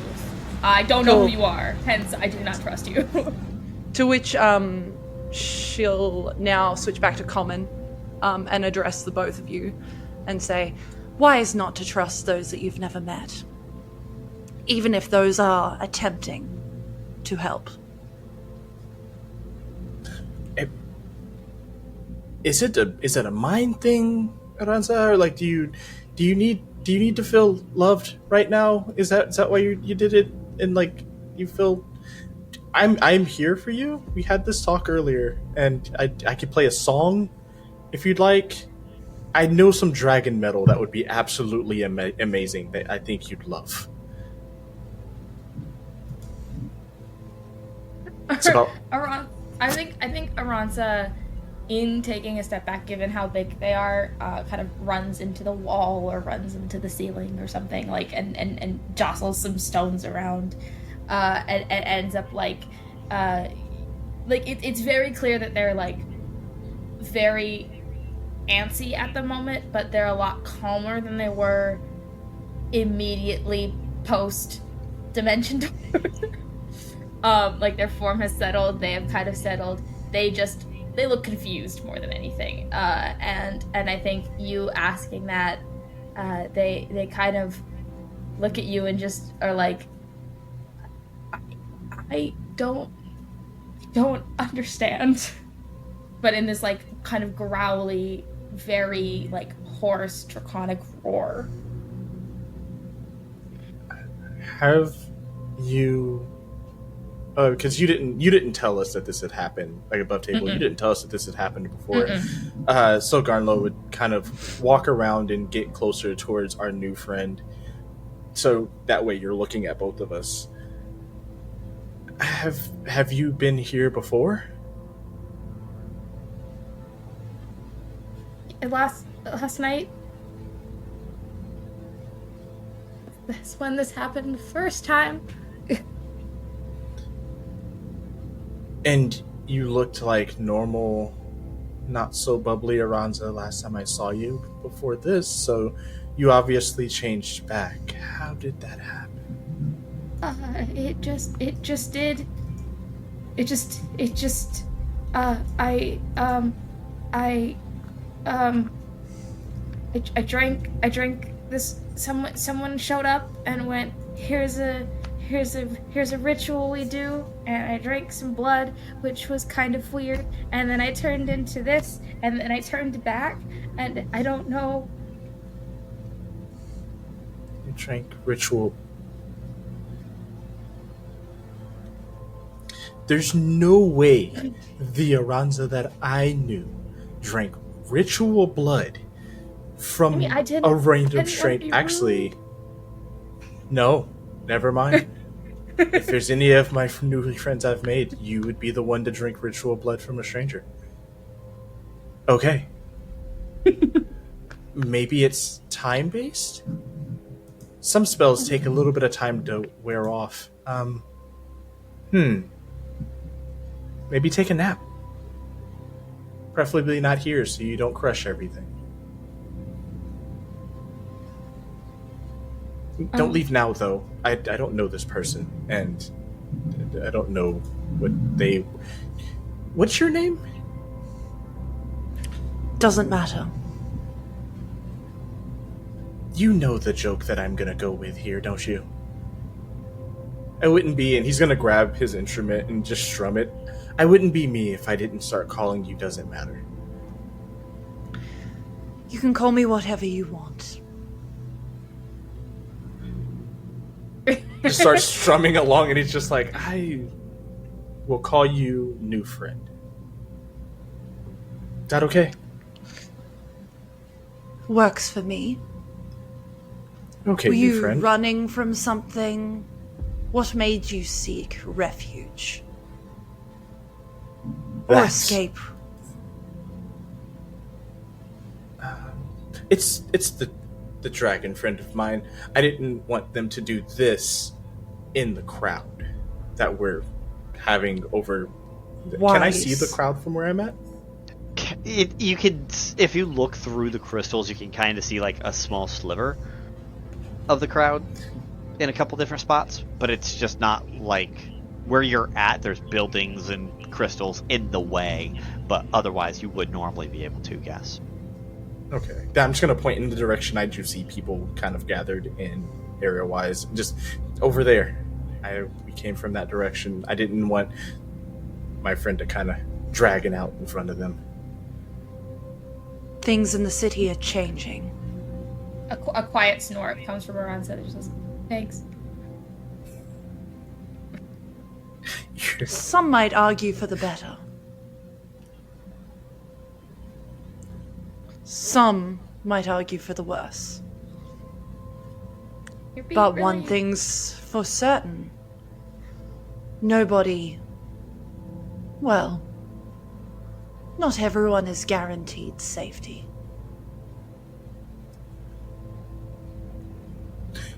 You're being really cryptic and weird, and I'm not doing very well with that right now. I don't know you. Why should I share anything with you? You're saying things that usually the villain would say. I'm no villain. I'm no villain, and I might be one of the only people that can keep you safe. That's...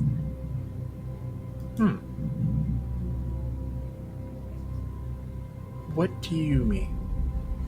As I am mostly here to also save people. This city could fall at any moment. At any time.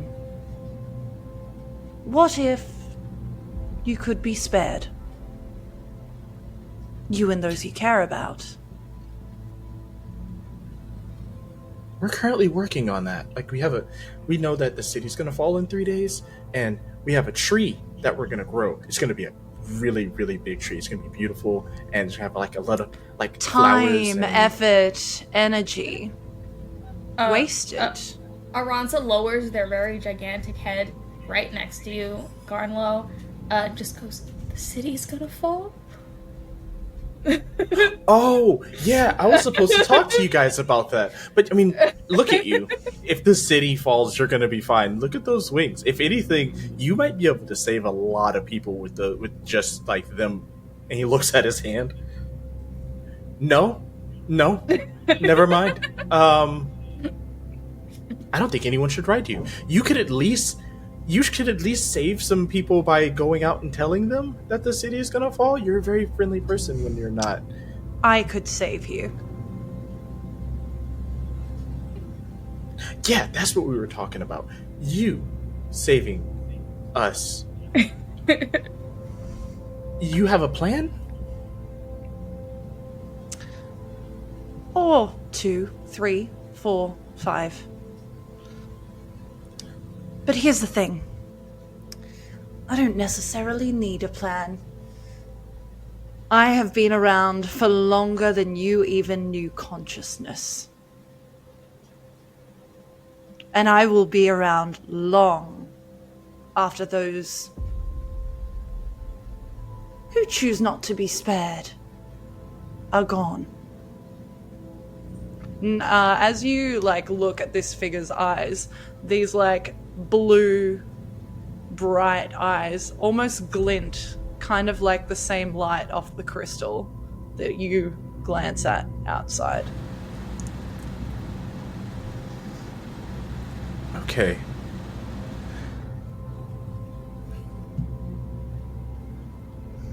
I'm still getting a villain vibe from you. I'm really trying to figure this out. You have the plan, or 3 or 4, but you don't need a plan. Okay. I guess we have a plan, but we really didn't need one. Technically, we can just let the city fall. But we're trying to save people. And then you will die. Why would I die? I wouldn't be up here. I'd be down there. Other places. It's the fallout. Just because the city falls doesn't mean that that's it. It's all done for, and there is no repercussions. There are always repercussions from disaster.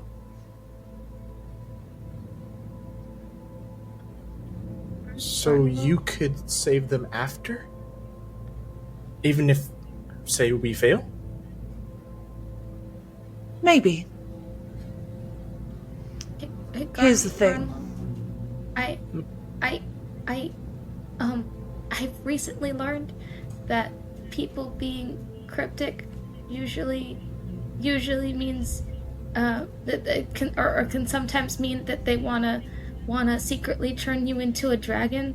So maybe ask for more details.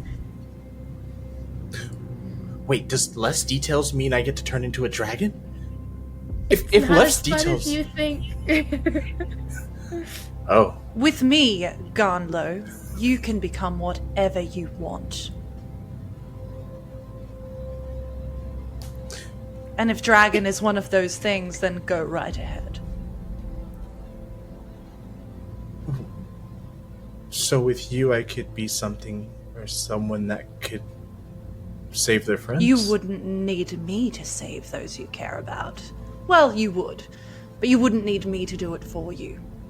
You could do it yourself. And wouldn't that just be so grand?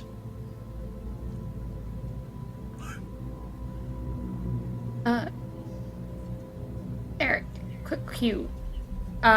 Is there like a specific cue that I should be following for Aransa changing back? I was about to have you roll. I was about to have you roll a wisdom saving throw, but I was waiting for a moment. Okay, cool. Yeah, no. Here's a good moment. So go ahead and roll a wisdom saving throw. 22. 22? Yeah, you have control. Okay. Calm down just enough.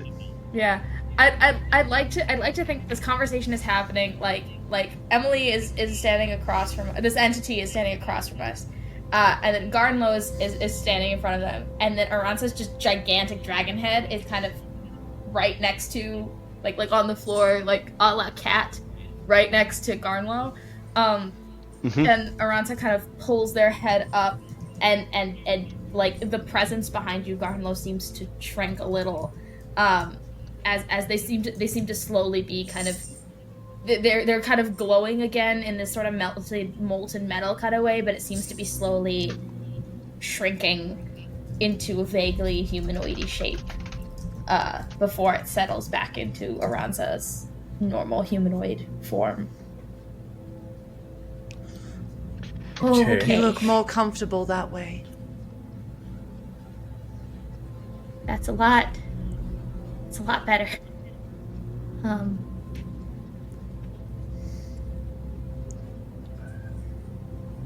Real quick, while we have a moment, Fish. Yes. Out of character. What is Aransa's greatest desire? Gosh. She has to come up with a new one now.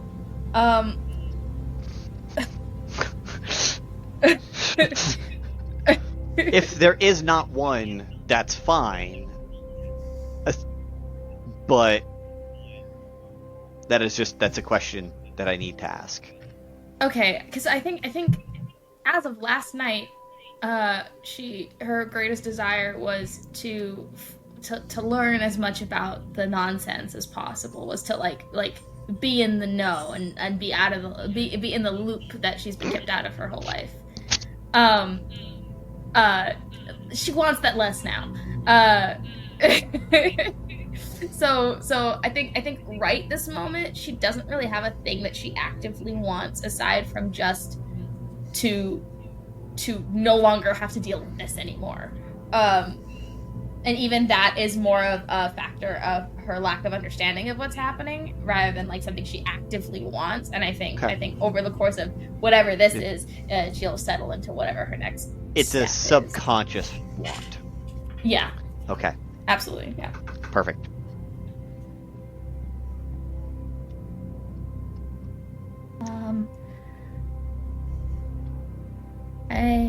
Back to normal, I think. For now. I haven't seen the normal Aransa toothy smile yet, so I don't know if you're fully back to normal, but we'll take this version. It's okay.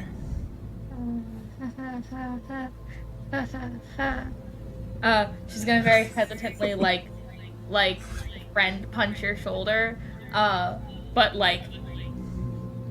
will like hesitate just a sec before she makes contact because she's like, don't want to hurt my friend again, kind of deal. He'll reach back, kind of like for a fist bump, to kind of show you like you can't, like also to show you his hand, that his hand is fully healed now. It's like, you can't hurt me that easily. It's okay. Thanks. Okay. So. Oh, all right. Well, now that I am not that. What do you mean? And Aransa's gonna like pivot to this entity, just be like, Which, for all intents and purposes, you feel like you're just looking at another human that has really bright, pretty eyes. You have really pretty eyes, by the way. But I've recently discovered that asking questions is probably a good idea. So, what? Wise. But I feel like I'm being rather forthcoming and addressing your concerns. So you've said a lot of words, but I feel like those words weren't super helpful in understanding. Oh, it's anything. Not helpful to attempt to save you from a falling city. Noted. Someone that doesn't maybe prioritize their survival. Hey. Not an insult. Hey, I've been through a lot in the past day. I feel like I'm surviving just fine. Ish. For now. See, that's what I that's mean. What, that's what I mean. The villain thing. You are the ones villain? that are speaking of a falling city in 3 days. I am no villain. I am only here to save those who wish to be saved. So that's 8 times now that you've used the word save, and I would like to know how. Maybe I have friends Would here you that I like want me to to save. show you? And he will take a step back upon hearing that and go, I am good with words first. Of my trade. Again, and he'll keep strumming and it's just my trade. Words tell That's a story cute, better. but you're unhappy with how I present my words. So... maybe I can show you better than I can articulate. Not everyone is strong with words. And I must admit, with my age, this modern dialect is something I'm still wrapping my hands around.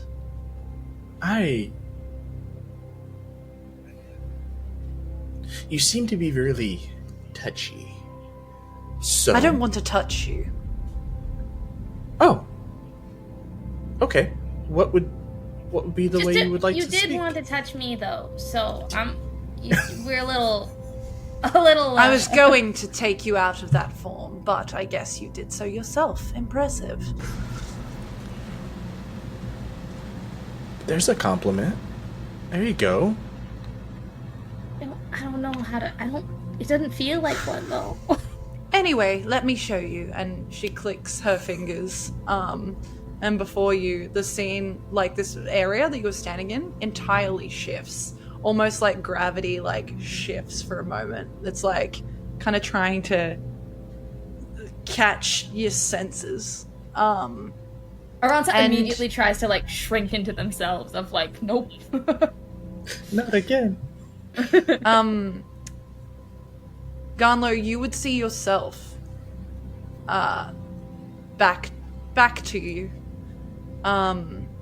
You would see the faces of people you care about, and gratefulness spreading across their features as you pull them out of, like, crumbling rubble and watch as kind of, like, different dark kind of clouds loom over the sky above you.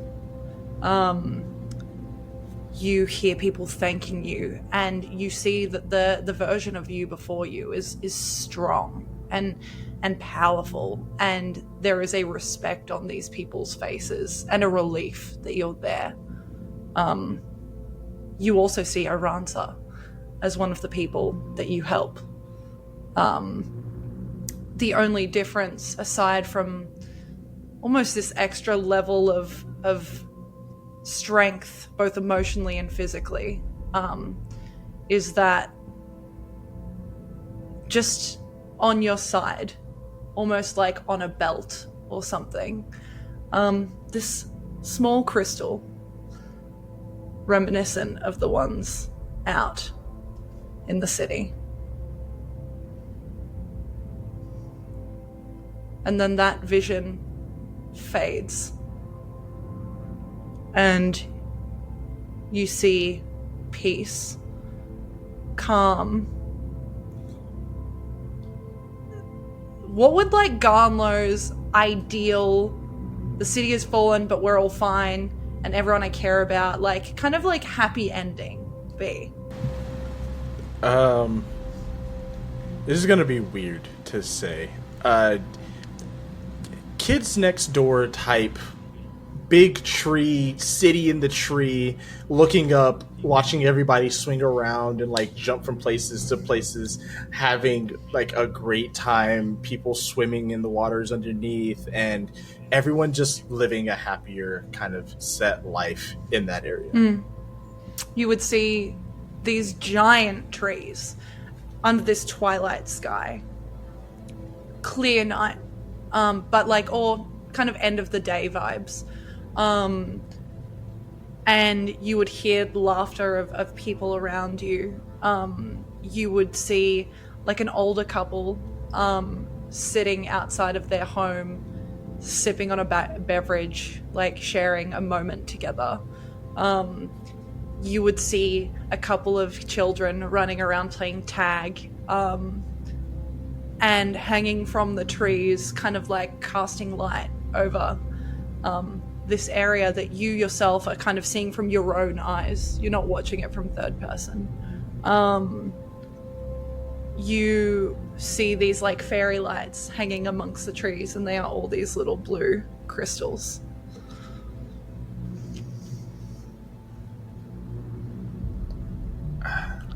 This could all be yours. I think with Garnlow seeing all of this, you would notice that he's kind of stiff now. Aransa, definitely, you would notice a difference between what you've seen with Garnlow. Usually he's, like, kind of slouched over, always playing with an instrument or one of the insects that he has on him. You would also notice that the insects start to leave his armor and crawl down him and go to the floor and look up at him. One of those insects that comes out flies over and starts to disappear off into the distance. Vulcan, as you have yours and you're shopping through yours, what is Vulcan thinking about this entire experience, being the one guy shopping with, at this point it's been 6 femme-presenting characters? Yeah, I think he thinks he's the luckiest man in all of Tauliva, is what he thinks, the first and foremost. Number 2, I think he's thinking that maybe some jewelry couldn't hurt to complete the outfit, but I think, does he get one of these pads as well, or is he just like watching? He does. No, does? They handed 5 key pads out to the 5 of you to order whatever you wanted for jewelry. When did they say it would come in? It'll meet you. Tonight. It'll meet you at the ball tonight. Okay. I think How's he gonna get there without legs? We're bringing it. Wind demons. We know. Oh, I like the wind demons. We can identify our own dresses and know which customer goes to which dress.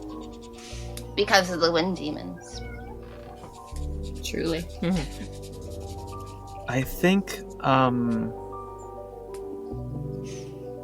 he is kind of flipping through the rings, and I think he kind of pauses on I think the ring of the ram.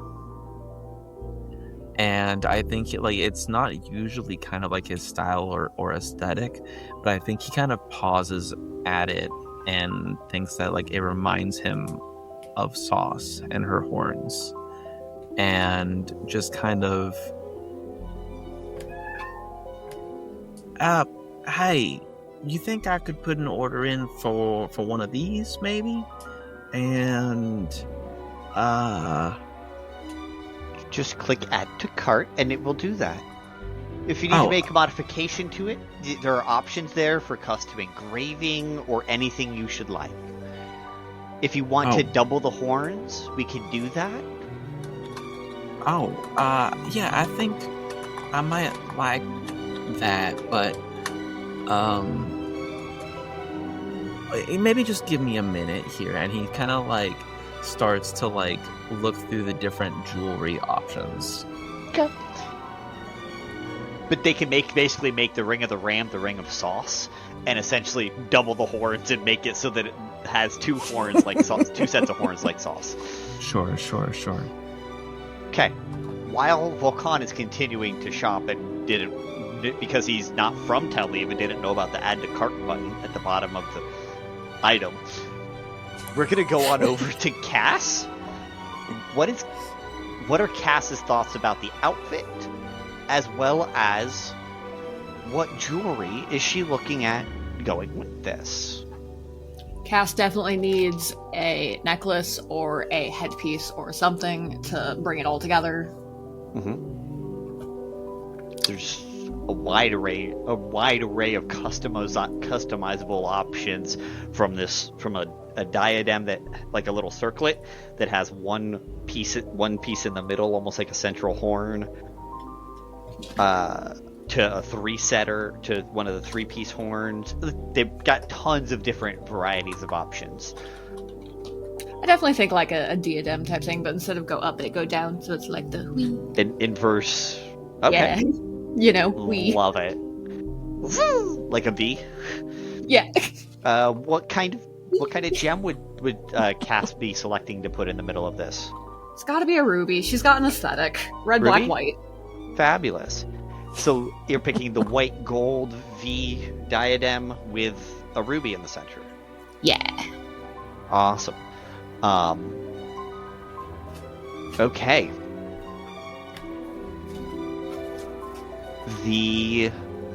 This gives you resistance to fire damage. Yee.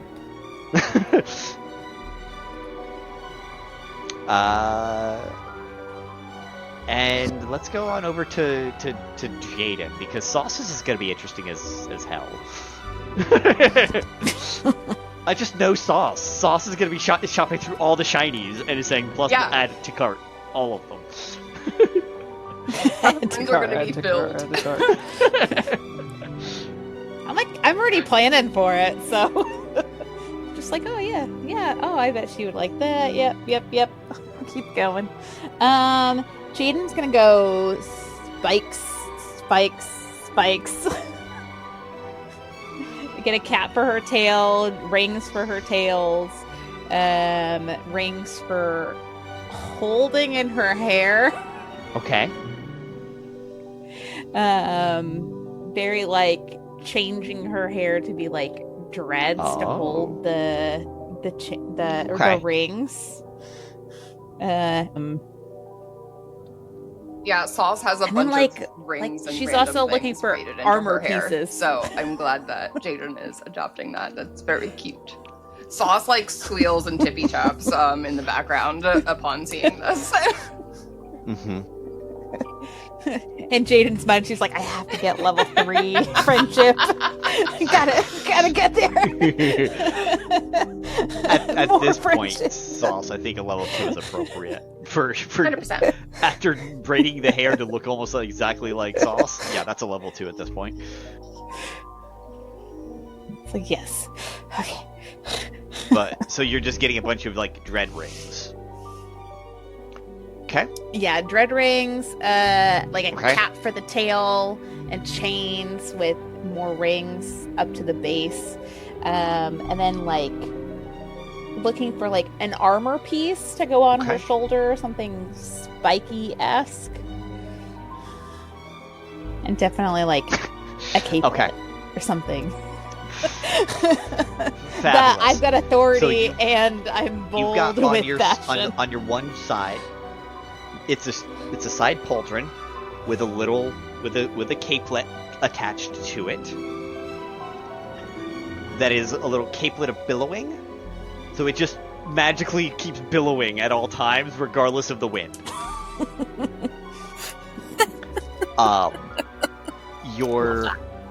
Your tail barb thing, your tail accoutrement, gives you a tail attack equal to a d6 plus your modifier.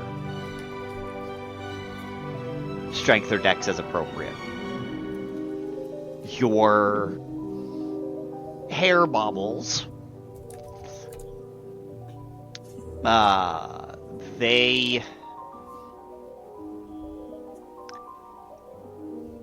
allow you to double the length of your pseudopods. Because your pseudopods are basically your braided hair now of pa pa pa pa pa pa pa pa pa. That's kind of where I went with the mind of that one. I like that. Telissa. What is Telissa thinking about this entire experience? Because it's been wild. It has And what been is she wild. shopping for? So, her long, like, red curly hair, she normally wears in a braid. So I think that instead of wearing it in a braid, she's probably going to try some sort of, like, hair pin, maybe with, like, some smaller braids. And do, like, those Norse, like, braid cuff type things. So, inspired by Sauce's hair rings, but making them her own style. So she's looking for like those little hair cuffs, but she also wants like a hairpin. And she also wants like a arm cuff to wear on like her bicep. Yeah, I think those she's gonna settle on those 3 things. Okay. So the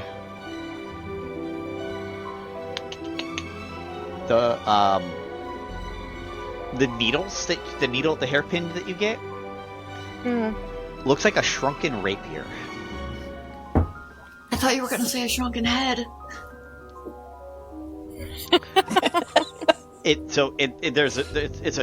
They offer it in a variety of shrunken swords. Rapier seemed the most dainty for a Telissa vibe. This rapier, if you say the command word, will attack a single target as if it was a dart, and then return back to your hair,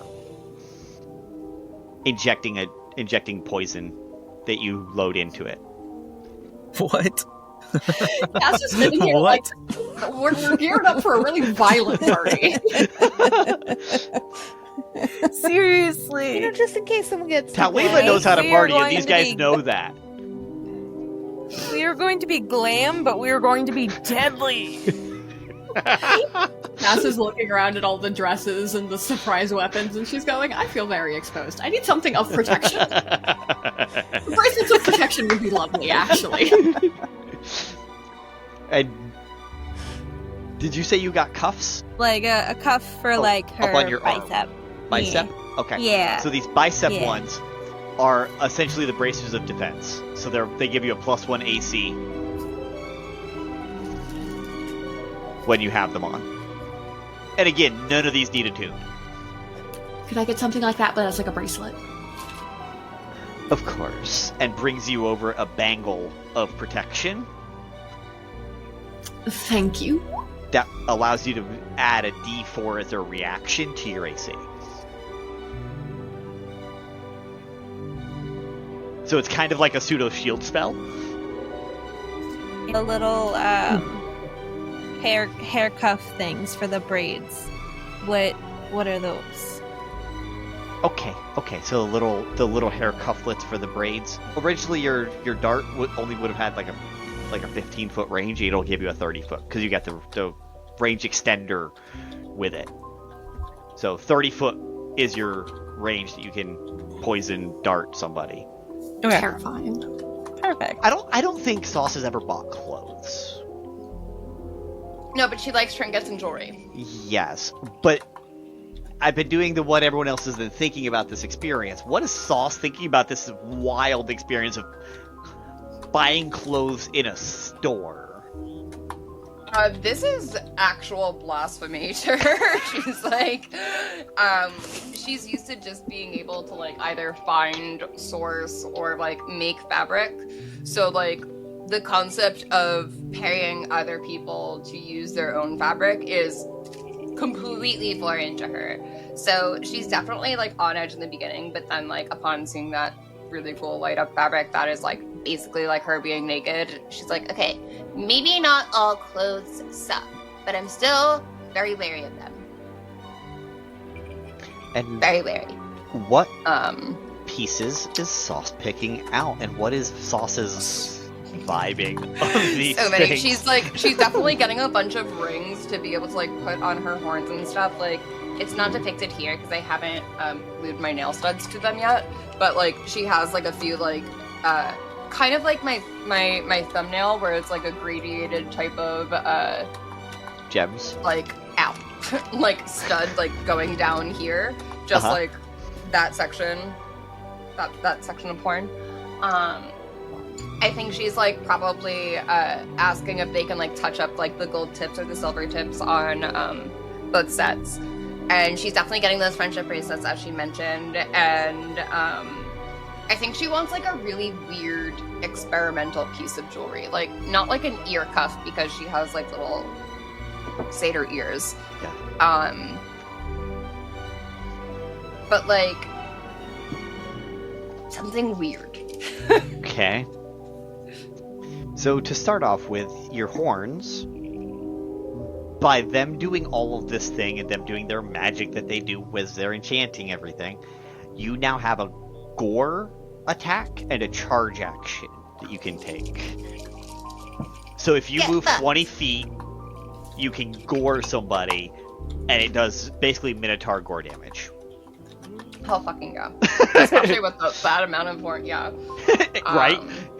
And now they're just metallic. Yeah, no, you're getting a gore attack now. And then I imagine she also gets herself like, so she wears multiple necklaces, but I want one that like sits like the closest to her heart that like reminds her of the adventure she's had with everyone here so far. Okay. That also highlights her lack of cleavage and makes it sexy. The friendship bracelets increase everybody's friendship level by 1. Ooh! So they all get an additional level of friendship from Sauce, which comes with its own perks, as we have been finding out. Vulcan. I don't know what level 4 friendship for Sauce means. This is unprecedented territory for friendships with Sauce. Well, listen. It's girl friendship.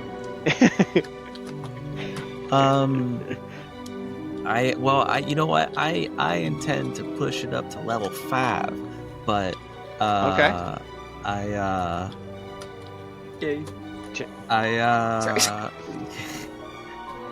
That necklace of friendship that Sauce is ordering.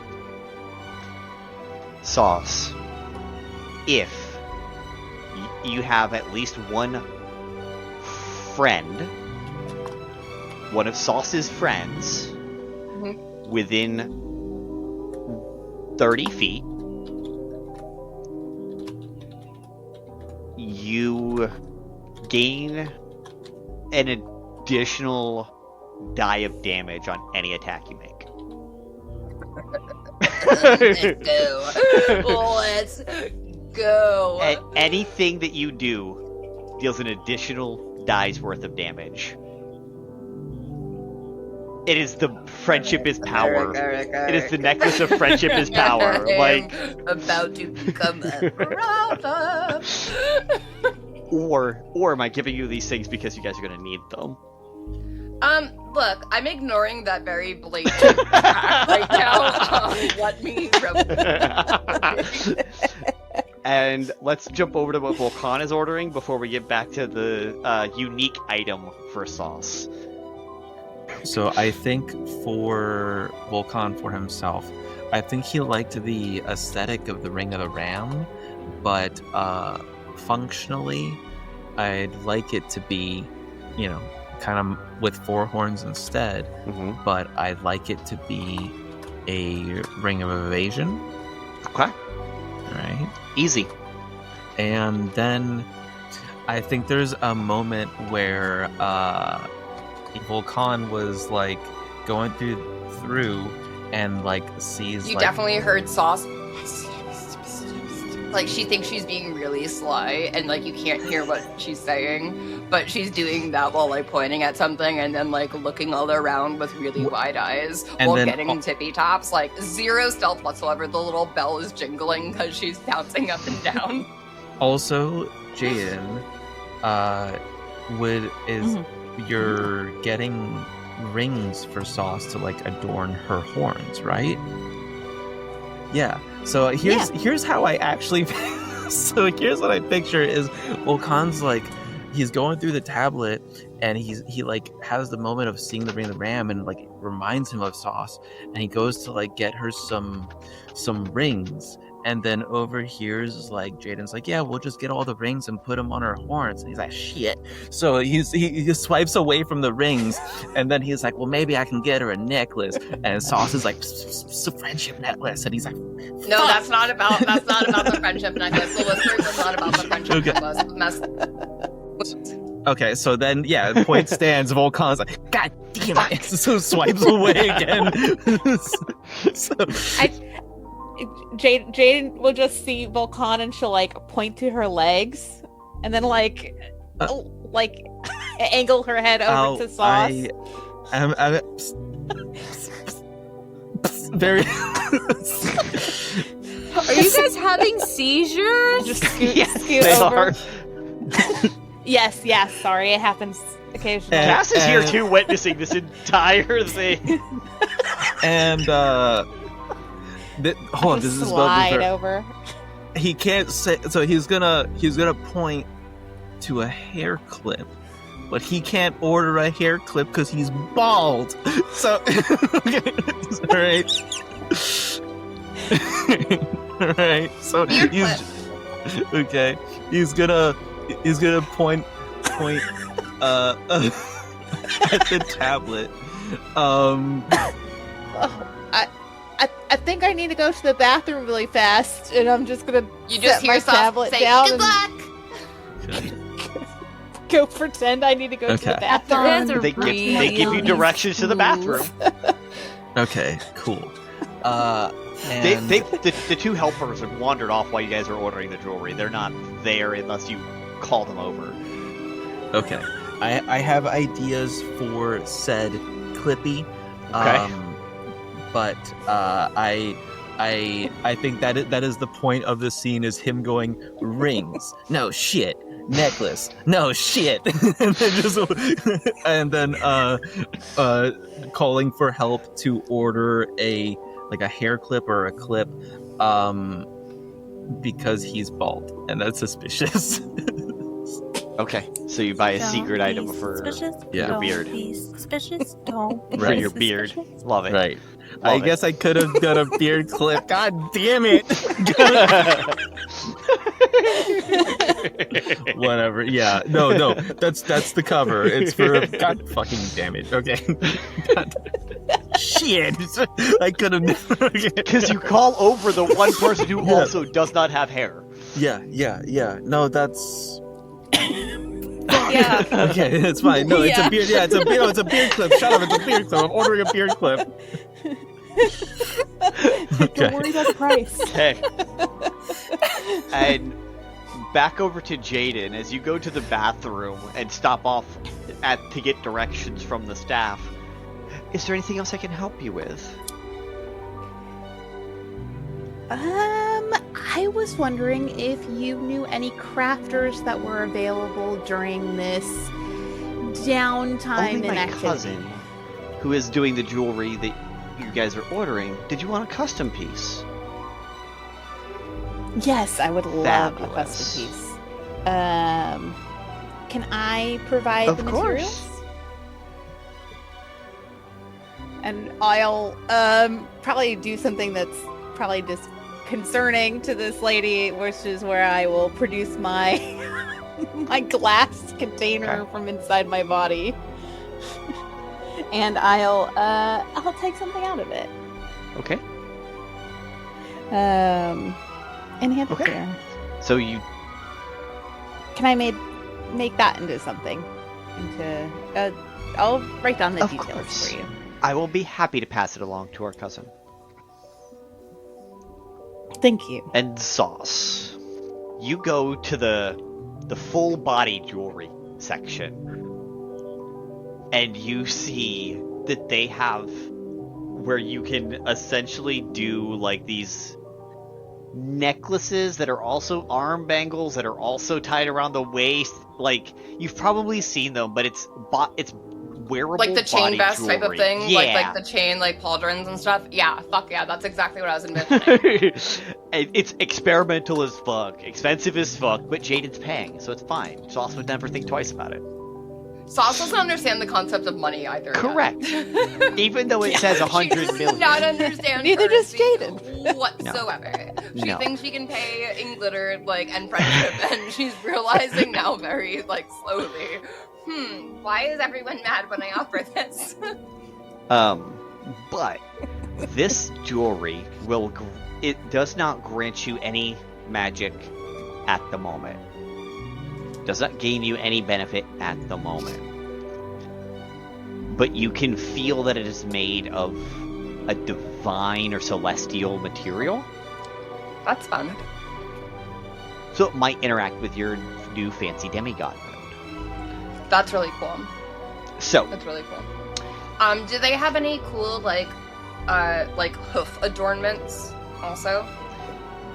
Sure. Like I want like some cool like silvered or gold filigree type of situation. That goes on her hooves. Absolutely. They can do silver, gold, magical. Like if you want to actually fancify your hooves with straight up just magic. She wants to fancify her tippy taps. Is what she wants to do. That's her Okay. entire goal here. Of course. So now your tippy taps are going to have either metallic or something shiny and fancy adornment later Yes. tonight at the ball. And they'll give you all of this when you get there. Jaden, on your way back, they present the total to you, and it is the biggest bill you've ever paid in your goddamn life. I think I think, like you said a little bit earlier, Cass is just kind of sitting back watching this all happen. At some point, she just kind of sat down on the sidelines. And, like, for a brief moment, like, as she sees, like, the friendship bracelets getting ordered, she remembers her friend group who also has friendship bracelets. And she actually gets kind of sad for, like, a second. And she just doesn't You say also anything. are offered a friendship bracelet, I should mention. Like, you came on Sauce's Adventure, so... See, no, she feels way too... She's like, I've met you guys one day. Yeah, but I gave you glitter, so we're friends. Yeah, but you're my daughter's friend. Sister or daughter. I still don't understand that. She is Amy's sister mom. Not science mom? No, this isn't science mom. This is sister mom. Too many moms. Too mom, too furious, I'm sorry. Dang. It's like, oh, the bill's fine. It's, oh my god, how much is that? Not my problem. It was a 10-digit number. Yeah, not our problem! I imagine Sauce puts her hand in for, like, a group, like, ooh. It's just equity. It can be sold. And I would assume Jaden would make, not worried because about it. Jaden sees all the different orders. Cass only ordered one thing, or two things. Sorry, or only ordered two things. Not right. Did you? That's what I was at for. Yeah, I'm just gonna go through. I'm like, oh, let me Dress the change bag. some things really fast, The and I'm just inventory. gonna add About, like, some, like, add really some cool, stuff. like, combat boot chains, like, yeah, like, metal plates for, like, on the, like, like, a toe plate and a heel plate. So you're That adding kind a of set of stick. combat boots to Cass's Yeah, dress? I'm just saying, I'm using Jenna's IRL wish list. It is also canonical Cass's IRL wish list. Yeah. Yeah, anything that looks Little punk hip rock, chain, little hip spiky, chain. like, yeah, like anything that could be Okay. used as a weapon, possibly. Like it's Okay, going fabulous. onto Cass's car. After adding the couple more things for Cass, because Cass obviously has an outfit type, and Jaden picked up on that like a motherfucker, it brought the total up to way over what Jaden has ever paid before, and you guys decide to leave to go get lunch. Because it's now 1 p.m. and you're hungry. Food. You just hear both of them chanting. Okay, we'll go get food. Sauce just like real quick to Sauce. A katydid flies over, A what did? lands on a katydid. Okay. Flies over and lands on your wrist as you're walking out of the dress shop on your way to go get lunch with the rest of your friends. As Like noises. Garnlow sends you a sending spell. Oh. No more bug noises. Subconsciously. What would Garnlow's subconscious message to one of his best friends that you didn't know was in the city, but your bugs did? I don't know if I'm strong enough to save my friends. I need your advice. Well, that depends. How many friends do you have?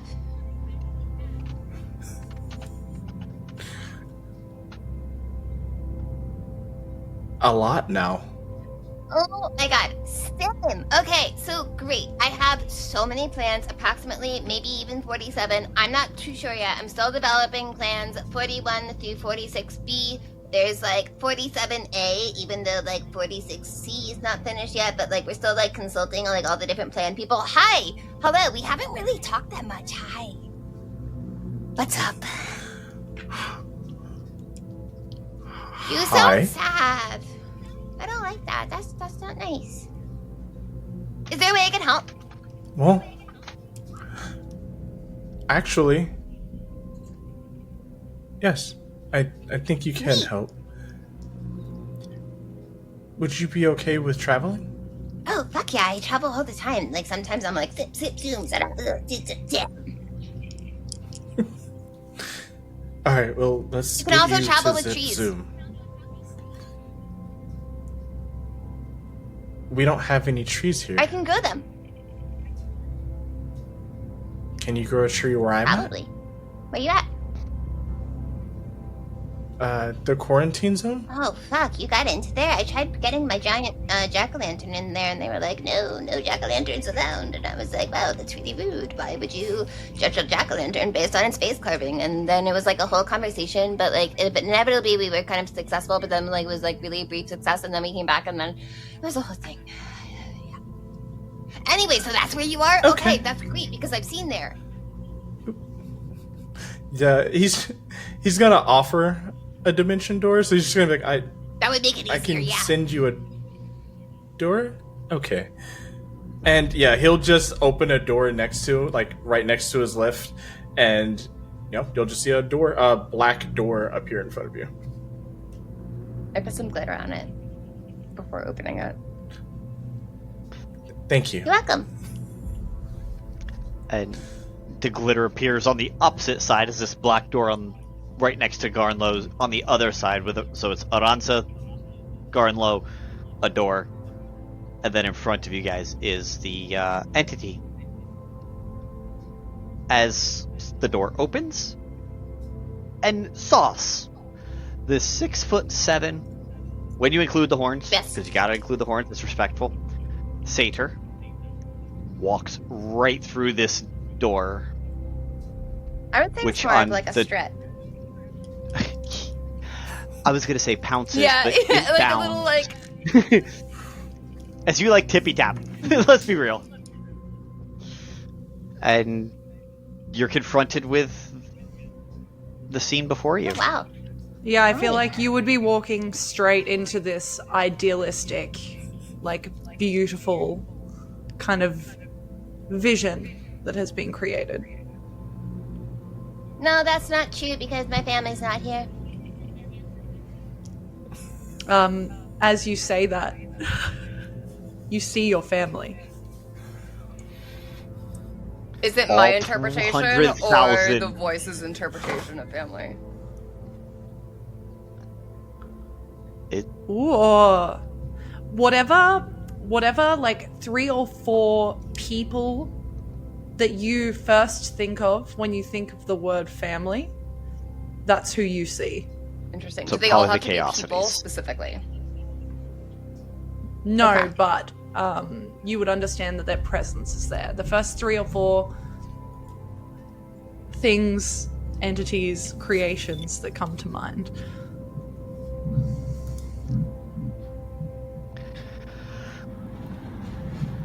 Her eyes are narrowing.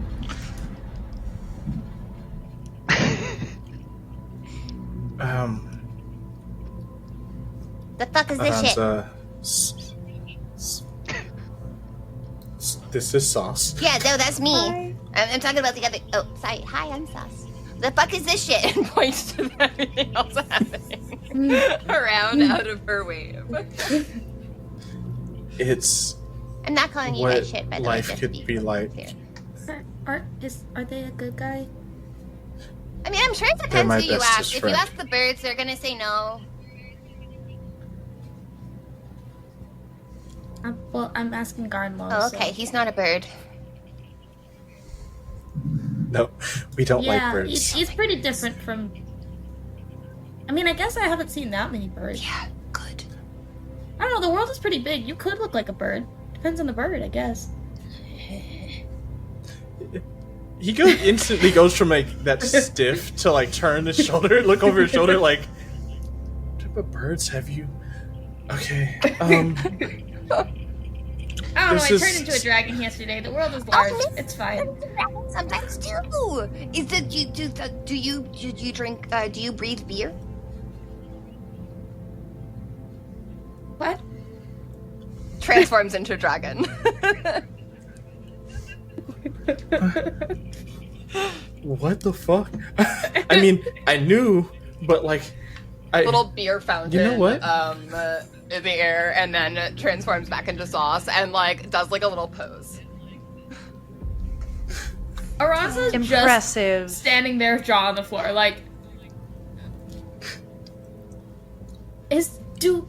Aransa then leans back into Garnlow and just goes, can many people do? No. Am I just the anomaly that just learned how to... No, I'm weird. I saw cosmic horrors beyond all belief. It turns out I'm just not really smart, though, so I was able to interpret them.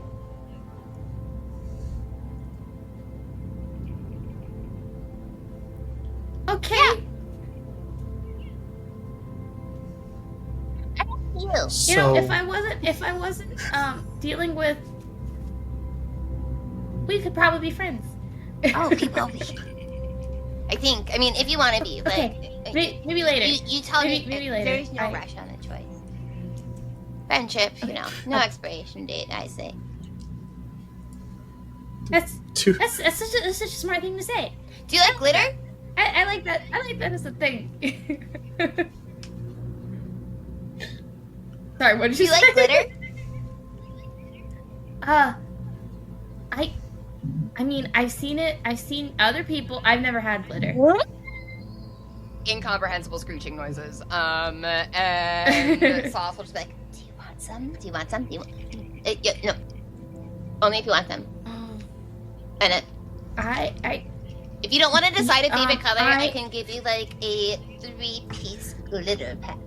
Jazz hands. She says jazz hands as she does maybe jazz later, hands. because the last time I accepted something from someone, I turned into a dragon against my will, and I don't really want to do that. Oh, I again totally right understand. Now, so None of this glitter later. turns people into dragons unless like you want it to turn into people into dragons, but in which case you have to like really specify that when you ask like what kind of color you like. And also it's really good as pocket sound. Your choice. You're really nice. Thanks. I like how clear you're being with your words. Throws a pointed glare at the entity. You know, so many people like say I talk too much and I over communicate, and like there was this one time that there was this guy that was like, oh, like I don't ever I'm in the sky and I control lightning and time and all the things in between, and my husband's hot, and then he was like shush, and then I shushed, and it was like not like based on me shushing, it was based on him shushing me, and I didn't like it. And yeah, it was a character development moment, and I don't remember the entire point of me telling you the story, but I feel like now we're friends and I can tell you that. Whew. That's a lot of words. Hi. I like you. No, not about. Wait, I'm sorry. Hi, what's your name? My name doesn't matter. No, names all matter. Would you like one? Do you need one? I can give you one. Would you like to give me Oh, one? I would love to give you a name.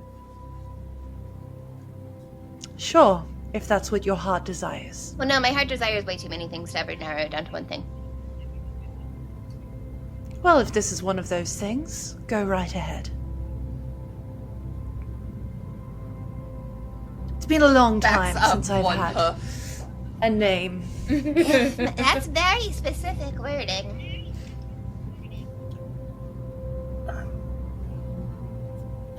Wasn't intentional. I know what to do. I'm gonna play you a tune. Maybe it'll help you think of a good name. It's gonna be a jaunty one. Good. Or is it one that I could throw my back of course. into? Maybe both. Would throwing your back into it help you with Perhaps. Something that can get you to throw it in a circle? I don't know how to circles work on an office chair. Good. But Sauce is doing it. Yeah, he just Aransa- starts Aransa- jamming. As you start jamming, Aransa is so much calmer than they were previously, and they just start going. My little jingle The bells insects going off. are. The insects underneath my feet have all started like putting like their claws and their like little talons and hands up and just jumping to the sides and just like raising their hands as they're doing it, just going in a circle. Juice is and jamming. everybody at this Juice is my little everybody opossum. at this point is just nice. You said Juice? Yeah, his name is Juice. Cool. So yeah, Juice and Juice is sauce. jamming, the insects are jamming. Even better, I don't think Aransa has realized that they've started jamming. I think that this is an involuntary movement that they're making. Like, they're fully just like, I'm standing still. Yeah. Once I play music, like he'll say this while he's playing. Like, I love playing music. And he'll look at the entity. This is how I save people. And As he's saying this, he notices he's no longer down and isn't thinking he's not strong enough, a little bit more confident. And he looks over at Sauce. It was good to call you here. Those are a lot of shiny doors. I should really start questioning them. We'll talk about that, definitely. I recently learned that you should question weird bowls of blood. That's apparently a weird thing. Oh, I question every person. Yeah. Yes, bowls of blood are, in fact, usually symbols of rituals, nefarious activities. Why do you say that? Because it was just mentioned, darling. No, but why does it have to be nefarious? It's through all of us. Why would that be bad? That is what makes us. It being through all of you is not the problem. Being asked to consume it or use it in some sort of a ritual way is usually poor. But what if it was for For good? the record. I mean, I've had exactly Remains one to be experience seen. with the big bowl of blood, and it was not. I have so one every 28 we're days. One for one.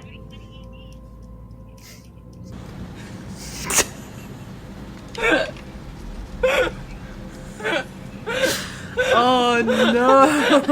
I'm sorry. It instantly stops playing for a second. Everyone stops and looks over and they're just like, we get it. The vision around. Okay. Yep, that was the vision that was... around you all fades. And you're back in the cleric district.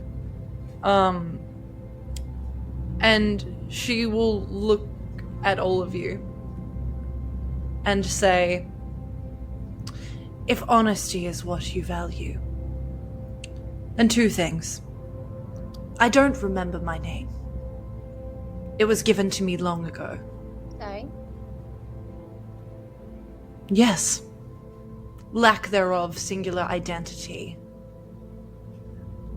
can be a crisis. Oh. The other thing, I didn't say you weren't already strong enough to save those around you. It is why I value having this conversation with you. I think you are strong enough. But I also think we could help each other. Because strength is one thing. Influence is another. But also, if helping all of those around you is something you truly want to achieve, sometimes you can't do that alone.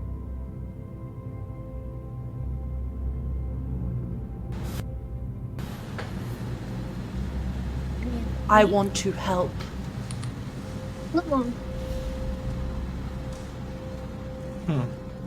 Whom do you want to help?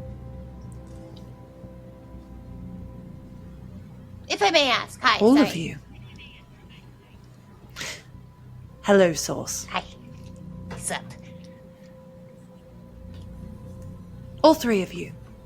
I would like to help. I will grant you Got a lot of help. powers of the arcane crystal, and you will not be overcome.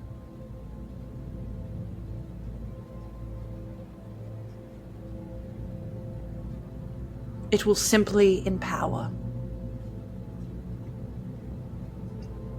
And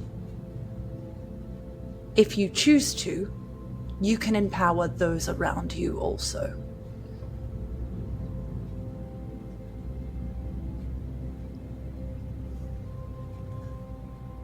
He's going to... never mind. Yes. No, you can go Answer. first. I'm holding my head up so I remember the question. Ask the question, Okay. Sauce. It's okay. Anyway, so if we say no to this, very, generous, kind deal, will that be held against us? who are our friends or our loved ones No. or family or generally known people? No. How do we know we can take that word? How do you know you can take any word? Usually with written contracts My word and is glitter powerful. and friendship. This entity will, out of nowhere, kind of this blue arcane energy forms in their hand. Oh no. And I don't like that you color. will see, a small kind of like terracotta pot, and when you take the lid off of it, it's got purple glitter in it. And hold it out to you. Yeah, but see, the thing is, I never gave you my favorite color. You just kind of assumed. Okay, do you not like purple? I never can said that. change it. Sauce, you're being friendly difficult. Friendly, difficult? Do you- Up to you, darling. Oh my goodness! Wow, incredible. It's not my goal. I am a hard bargainer, and I'm smart. Yes, which is once Around- again why I'm offering you this deal. Aransa just kind of leans into Garnlow and just goes, I like Sauce. Sauce seems nice. Sauce is my bestest friend. I see why. Gives you like a little hint or like a little like no, behind the back.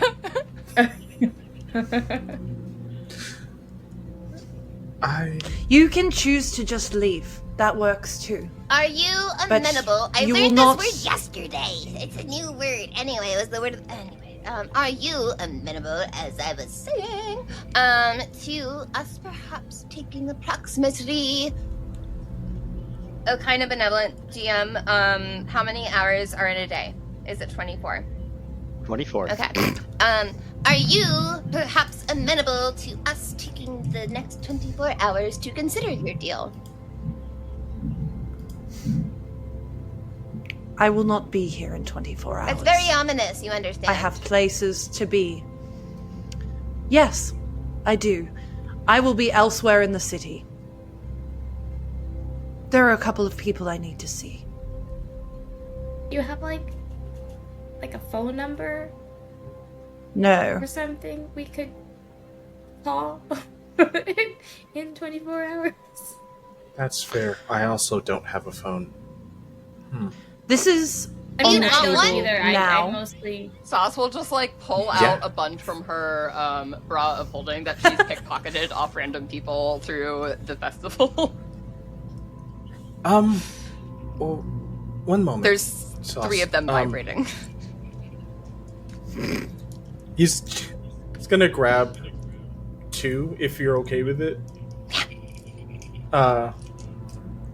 And put one, pocket one, and obviously Aransa, if you'd like to grab yours. Oh, prefer cell phone. Do you want a phone charm too? I have. Pulls out another handful from the bra of holding of phone charms. Aransa digs through for like a little like a charm that looks kind of like a little ruby. It's kind of like just hanging off a little chain. It attaches it to the phone. And she's gonna Struggles hold it with out for a sec, but gets it there. in front of you, entity, and cock her head. Phone charm?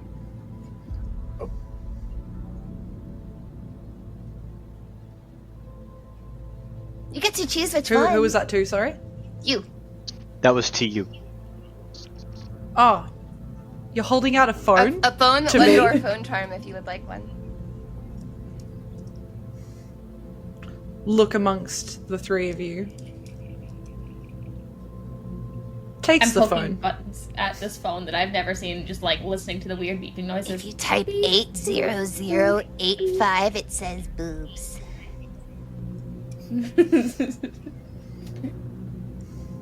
Yeah.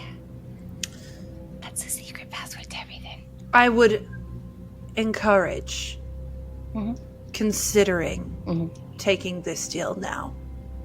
Oh, I've considered it. I just would like to consider With the deal only- longer. With only 3 days. What do you mean? until the city What? falls. You're running out of time.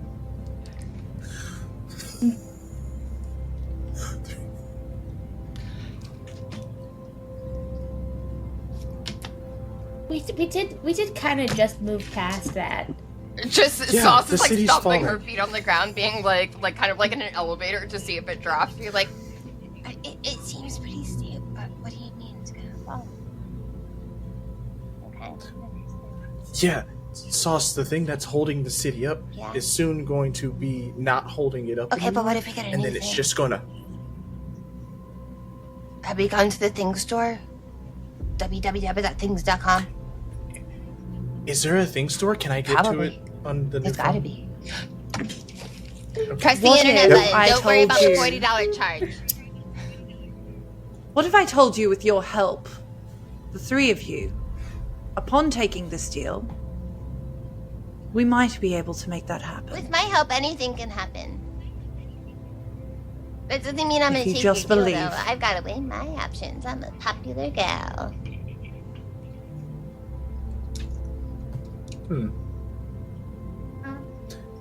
He's gonna lean forward towards the entity.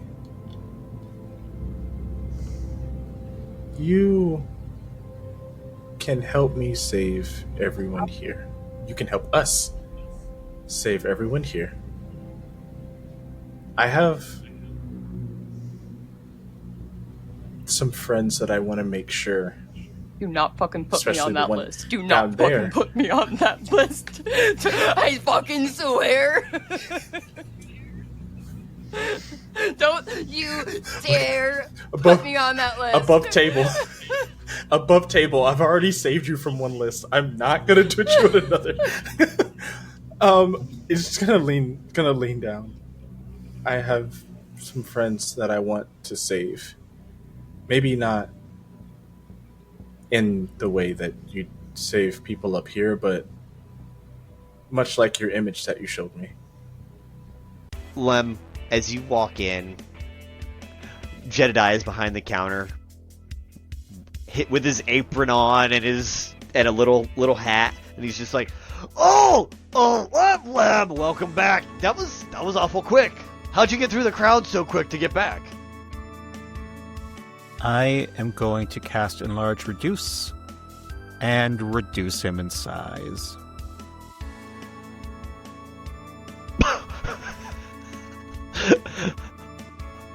He just climbs up on the counter and is like, "Well, this will still make me able to help the customers. All right, I can still do that."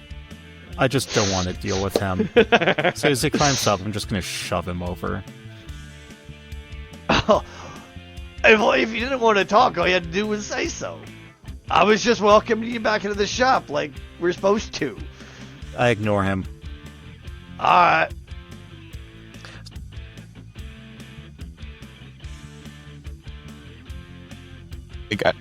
I think with Link looks in and sees all this, he's just gonna be like, "Okay, cool." It's the same Goliath who was back there when you got your muffins the last time you were here, Link. Yes, my muffins the last time. Yes. Anyway, Link is just one of those, like, just he's looking at him, thinks back to it, squints his eyes very, like, angrily, and then just kind of, like, goes back to it, and it's just like, okay, well, anyway.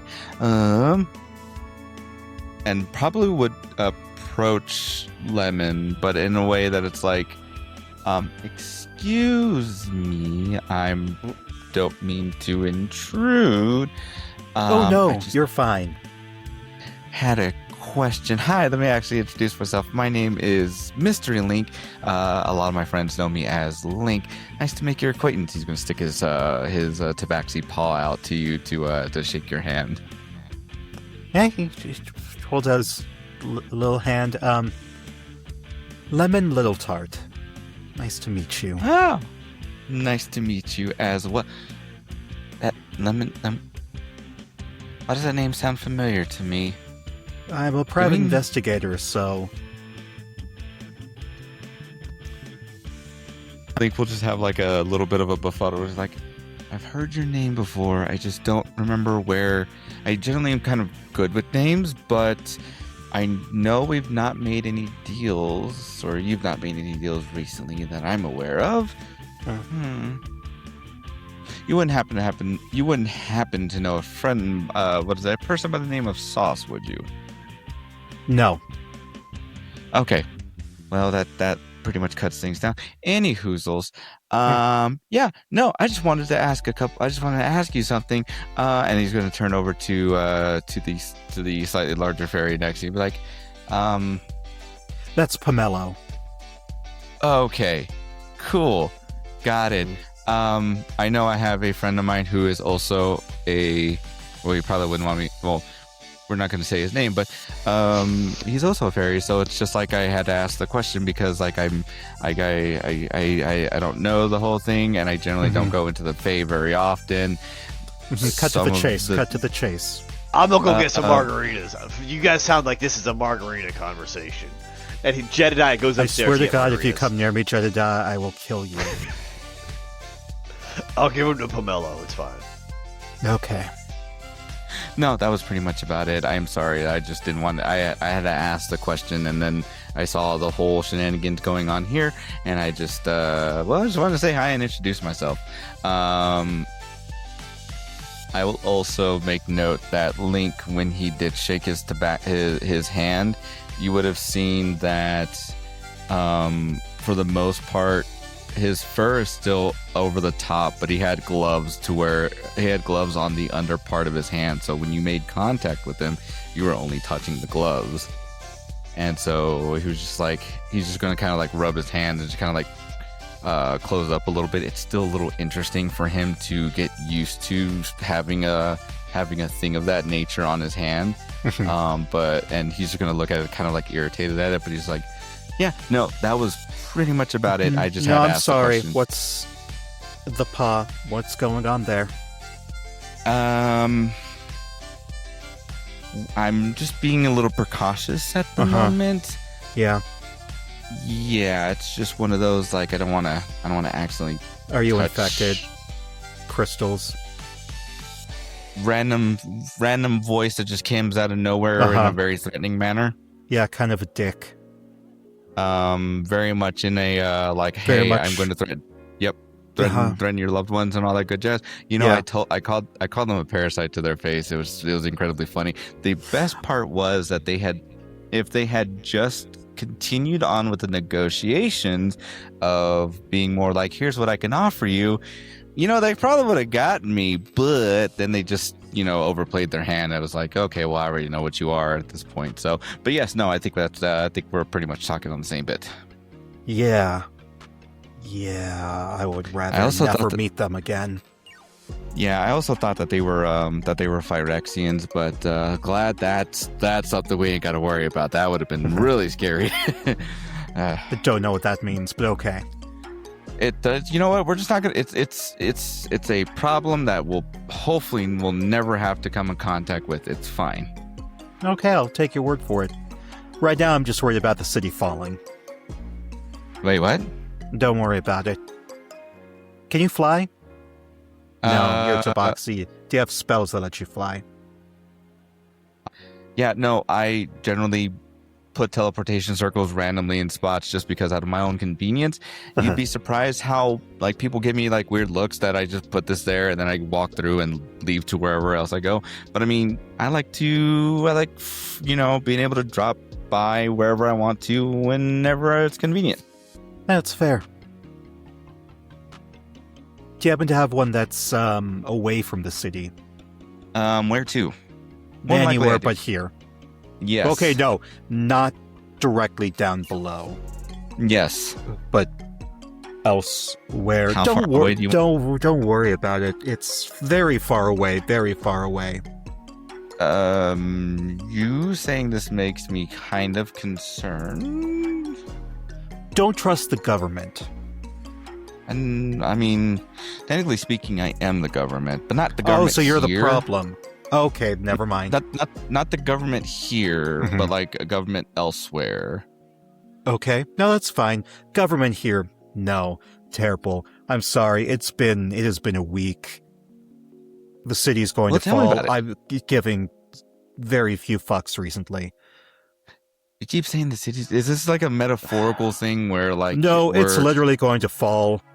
Normally I wouldn't want to cause a mass panic and people blah blah blah, but you're right here. We're having a conversation, sort of. So, there you have it. You can teleport. You can get out of here. Highly recommend. Wait, no. The crystal infection. You probably should not spread that. Yeah, Ooh, we tried... They have a conundrum. Yeah, we tried... there was a solution, and that does not work well for everybody. Let me just put it like that. It doesn't work for everybody. It works for me, kind of, sort of, but just as a precautionary, just in case. Well, I'm just, no glove, no love. Mm-hmm. Do, All right. do you know how to fix this? Oh. No. No, okay. Well, Mm-hmm. never had to ask. Yeah. Well then, would you like a muffin on your way out? I don't... You know, you see Link is just like goes and grabs one. It's like, I mean, you never know. Might need this just in case. Tosses it up, snatches it. Yeah. Pomelo hands you a margarita. Jedediah came down and brought him already. Yeah. Yeah, you can take one of these. Thank you very much. I mean, I suppose you could sit here a while and enjoy the margarita and the muffin before you go. I don't mean to rush you out. This is probably just one of those where now that I know that this is going to fall, there's a lot more foods that I haven't tried out, so I think I'm going to just, it's not illegal around here I should be fine. You'll see his Link starts taking a couple sips out of it. It's like, I think I'm going to go walk and find a couple more snans that I've not eaten food from, so, takes a bite out of the muffin, like, well, it was a pleasure meeting you, Lem, and I will see you sometime in this world in the future. Mm-hmm. Okay. And then you'll see as Link just kind of like strolls on out, and we'll look left, look right, and then head right.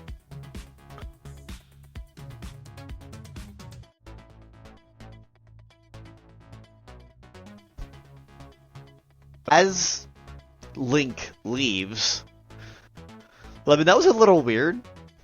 What's Lemon thinking about with this guy just showing up asking for his help with the crystalline with your help from the crystalline infection that he apparently has and is just walking around? I mean, it was a very casual ask. Like, it didn't seem like he came there specifically to ask for help, so Lem's just kind of away with you. Absolutely fair.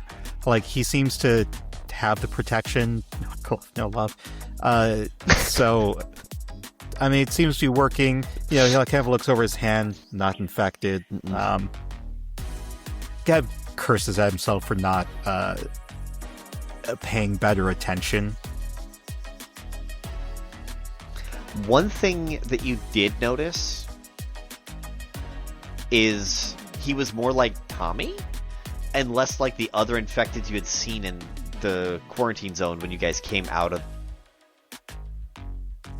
Apparently Tommy, which you remember, Tommy wasn't the only one who had who can be affected the same way. So that means there is some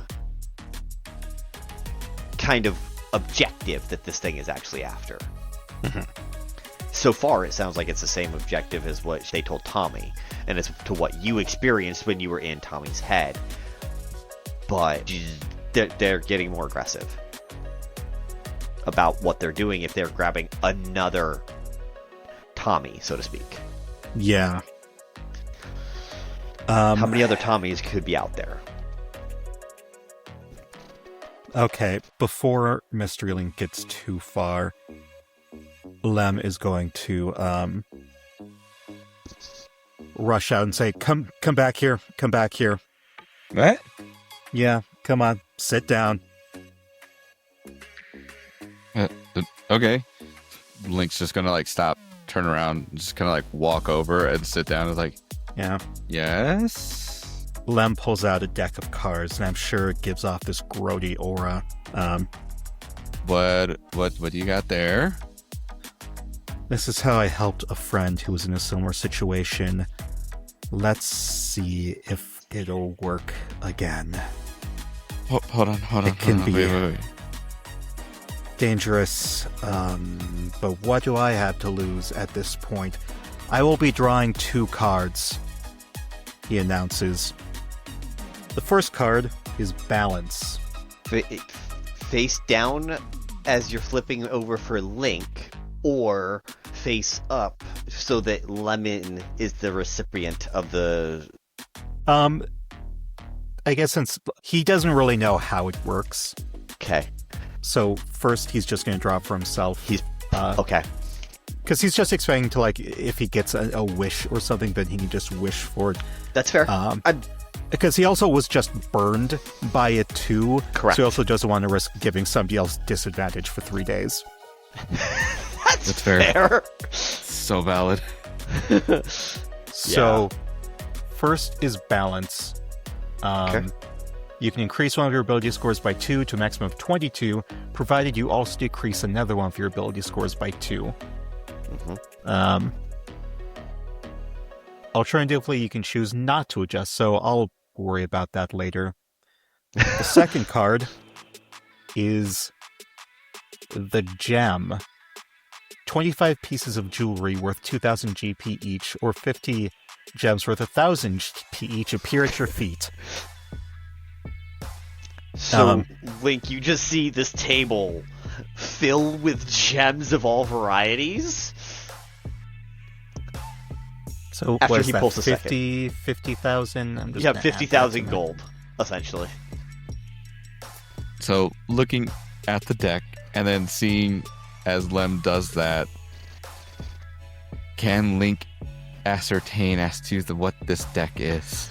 Roll an insight check for me. With advantage. Because there's more than one of them out there. And Link would know this. That's going to be a 25. Yeah, it's the deck of many things, and that there are more than one of them out there.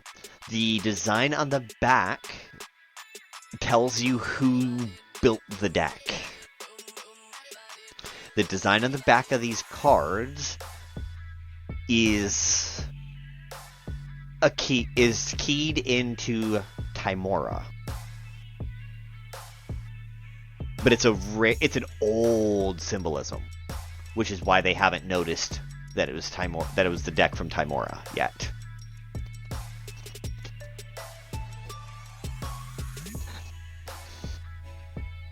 Lem, if I can ask you, where did you get this? A friend stole it from me. You know what this deck is?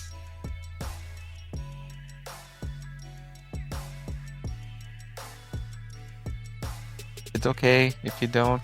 I understand if you do. I'm scared right now.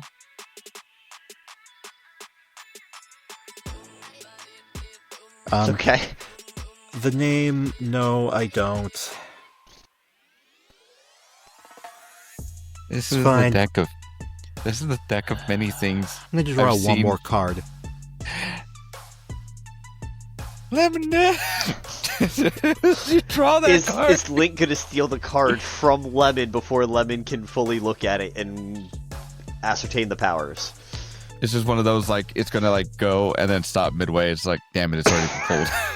The Sun, a magic item chosen above the DM, appears on your person. In addition, you gain 10 temporary hit points daily at dawn until you die. Okay. Yeah. You're just gonna comically see as Link's mouth just drops to the ground, like, causes a hole right straight through the table before he brings it right back up and says, You are the luckiest person I've ever met. Oh, you wouldn't say that if you had been there last time. I just saw you draw 3 cards from the deck of many things, and I've never seen anybody have that good of luck before in my entire existence. Normally, they can get away with 1. The very first time I drew, I was able to wish away the gems. The crystal that was with the crystalline entity from his friend. I found the luckiest person in this world. This is awesome. This, I guess, is my lucky day. But I don't want to push my luck. Okay, yeah. I'm good. You don't need to pull any more cards from that deck. You don't have to. It's okay. I believe you. This is a good deck. Lemon, one of your magic items you used to have came back. So, as soon as you explain the deck of many things, Lem's gonna nod and say, "You're right, I shouldn't mess with this anymore. It's not helping." The choice is yours, because this is you have to understand, and this may be just revealing just a little bit than I normally would, but considering that I've been around the quote unquote the town circle, the town square circle block, something. I've been around there for a couple times, and I've never met anybody that has pulled 1, 2, 3 times and have really good luck. Like I said, it's only the one time, and then after that, or not even that, it goes downhill from there. There was one time I saw a person pull out I saw an elvish person pull the death card, and well, let's just say that was things did not work out well for them. But it is what it is. Do it as you see fit. I was just like, I get really anxious about that. No, that's fair. That's fair. Well, I tried. I'm sorry, but I cannot assist you. You know, actually, I think you helped me out a little bit more than what you think you did.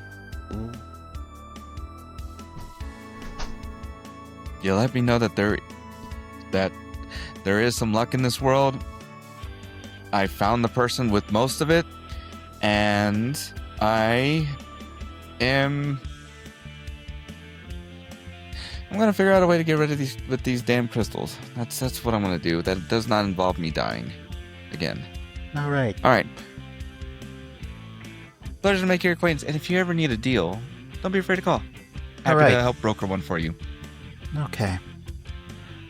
And Lem's previously destroyed bee pendant kind of drops in his lap, picks it up, and sticks it back on his cap.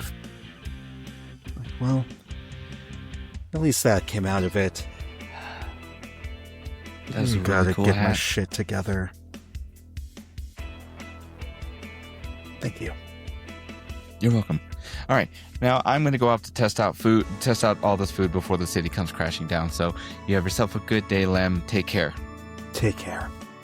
Picks up margarita and muffin, heads right back out the door, continues on towards the market. To actually get food this time. Okay. He would reach out and not touch you, but touch the phone you're holding.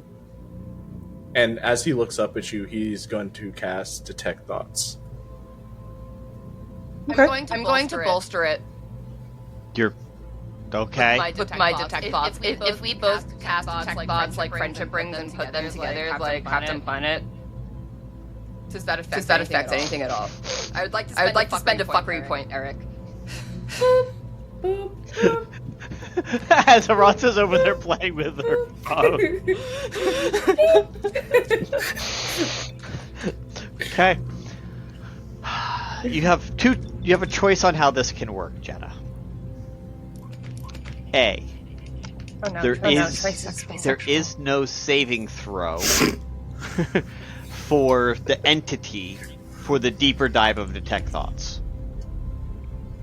Or Okay. B, both of you glean, and basically both of you cast the detect thoughts and glean surface level thoughts with the option to dig deeper with rolls appropriately.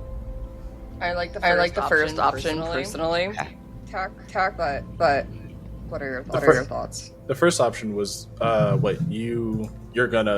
the first option is we're digging deep and there's no saving throw. There's no saving throw, but Garnlow learns all the information that Garnlow needs and would have to, because you're amplifying him, he then has to share with the class. But I would also want to amplify.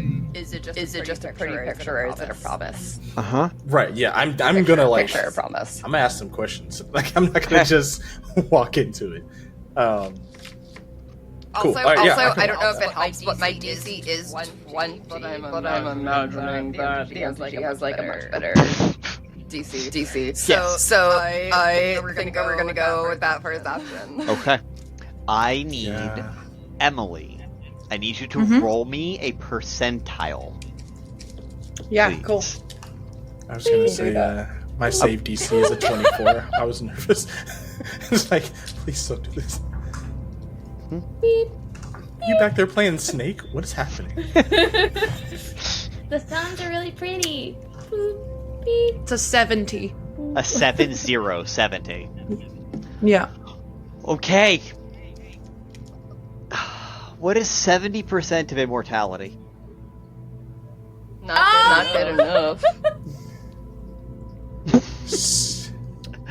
Can you quantify that? I don't know if you can. You can't. Yeah, just grab infinity. And I know some infinities are bigger than other infinities. I think the way that like can be visualized, if without like a numerical value, right, is like we all know that one day everything will be nothing, right? But what if it wasn't?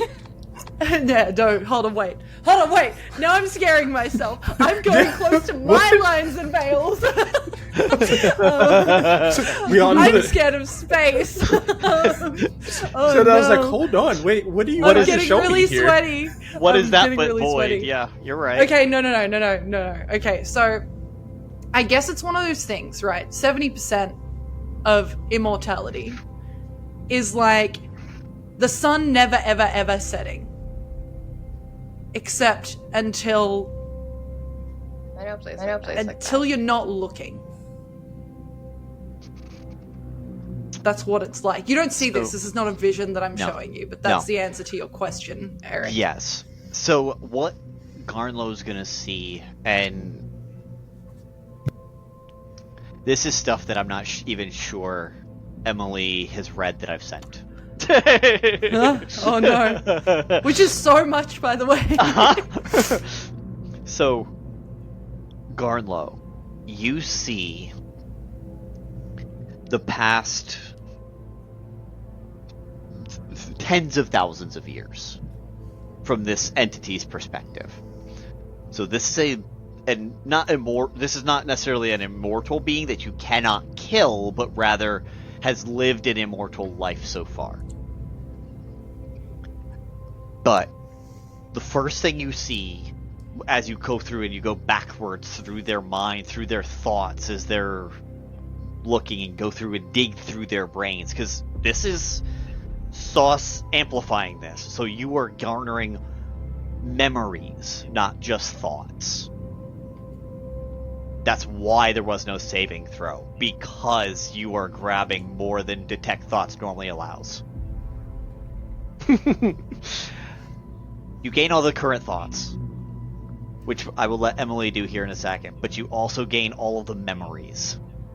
The memories, the first memory you see is just this little crystal glowing so faint and weak. The little crystal that could. Uh-huh. And it far on the other side of the room, there is a presence. Everything's black except the 5 inches around. In the far distance, there's a presence that is 100 times stronger than she used to be when she was in this little tiny form. And then you see a firebolt.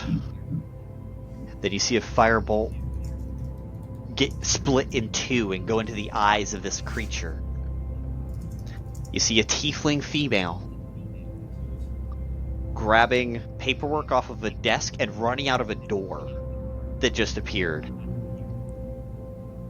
And as this is all going on,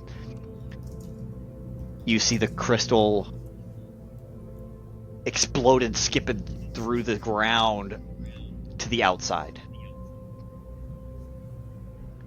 As it looks like where this creature attacked, where the entity that was on the other side, this presence, attacked with its shadowy, inky tendril, slaps the ground, missing this gelatinous female that just went split in twain, said, nope, came back together. The crystal jumps and lands right where that shadow was. There's still that crystal inside in the original spot. That didn't change. It's still glowing extremely weak because it knows what this thing does with light. You just saw it. It eats it. And then you skip back in time a little further as you see her in the form she's in now. Not humanoid, still humanoid, but larger, more able to tackle and wrestle with this multi-tendrilled shadow creature. As they both get absorbed and taken up by this ship, for lack of a better term.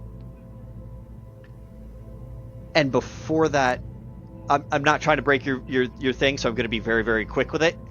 You see her through various other planets as she has traveled through space. Like I said, I was going to be very quick. Just allusion to it. And then you see where she is up in like a celestial area. You see other gods that you can't identify. And everything fades. And that's all the memories you got. Because everything before that was protected by something celestial. And what was the crystal thinking at that moment? I think the crystal was thinking a couple of different things. And I think the first thing that you would feel is this deep need and desire to just continue to survive. Like a hunger to go on. And a sincerity, particularly when the entity again mentions to you, I will not allow this infection to overcome you or your friends. If you choose to help me,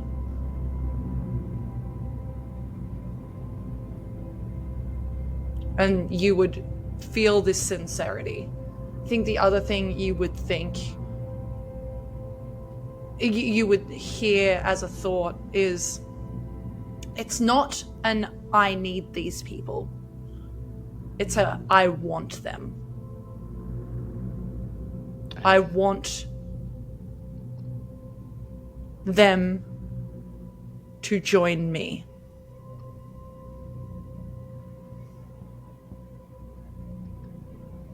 And because you are now rooting around inside of her mind so deeply. You, on your way back out, you did pick up a hitchhiker. And you did not return back without technically have accepting some form of the deal. Whether or not you verbalize at this point the way you're taking the deal is up to you. However, the infection is now within you. And Emily, you would know that a piece of you is inside of him now. Which makes what the entity said more impactful, is that I will not let this thing overcome you. I want to make sure before I continue, or with what I'm about to say, I do immediately notice as my mind becomes one again, I'm like, oh crap. Yes.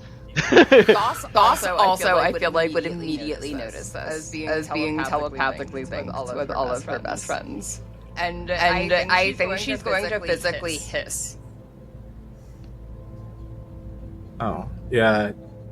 That happening as soon as and I mean like as soon as... light? And she's looking straight at the entity. Then come fucking get me. I'm light incarnate. And she's going to bamf out of the scene. Cool. Okay. Sauce disappears and goes somewhere. We'll figure out where Sauce goes later. Sauce ditched her friend. What? Aransa, if you like, you know that she's like. Yeah. I want to make echoing. Drama. I want to make things perfectly. I want to make things perfectly clear, Garnlow. I did not force that to happen to you.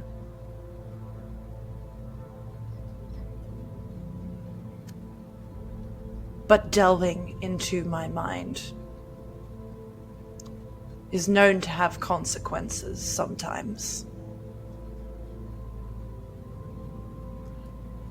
Is this part being said out loud? Yeah. Okay. The good news is, I, once again, control whether it overcomes you or not. I think Aransa was very enthralled by the boops.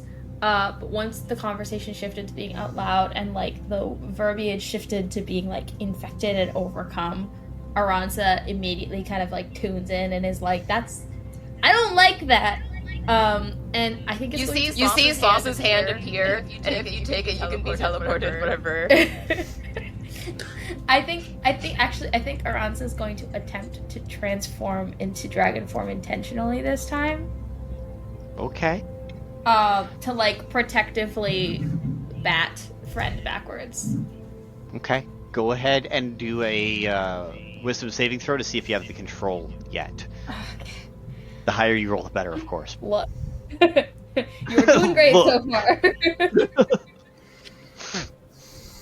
22. 22. Okay. You can. You can't just do a partial transformation. If you had nat 20'd or done really, really high, then yeah, you'd be able to just like turn your arm. But you can transform in a 6-second round. You can turn into. It's part of your wild shape component now. Now it doesn't cost a wild shape, but I think as the entity continues to talk, Aransa kind of begins to grow.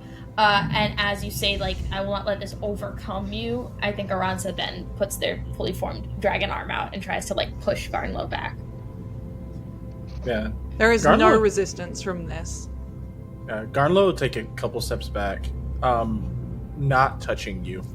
Like, as you go to touch Garnlow, it's less of, I don't want to get burned, and more of how you moved whenever Garnlow went to touch you.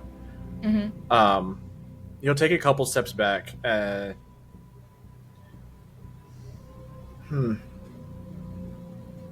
You want to go on living. Don't we all? And he'll look up at Aransa, and the echoes of drama, drama, drama, and just give a smile. I think all of my friends want to go on living, and he'll reach for his viola, which is Aransa knows more about. But he pulls the viola off of his shoulder and just gives it a look up and down. I wasn't strong enough to save this friend.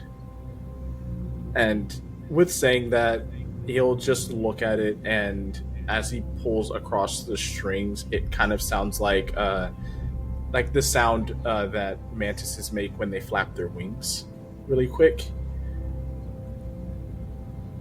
And he puts it back on his shoulder and says,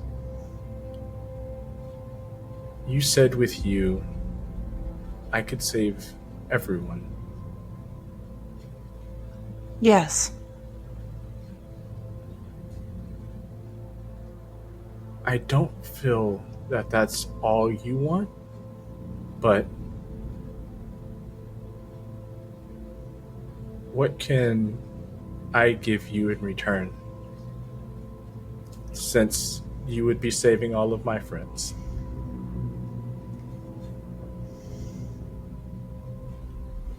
Use the powers I give you to save those around you.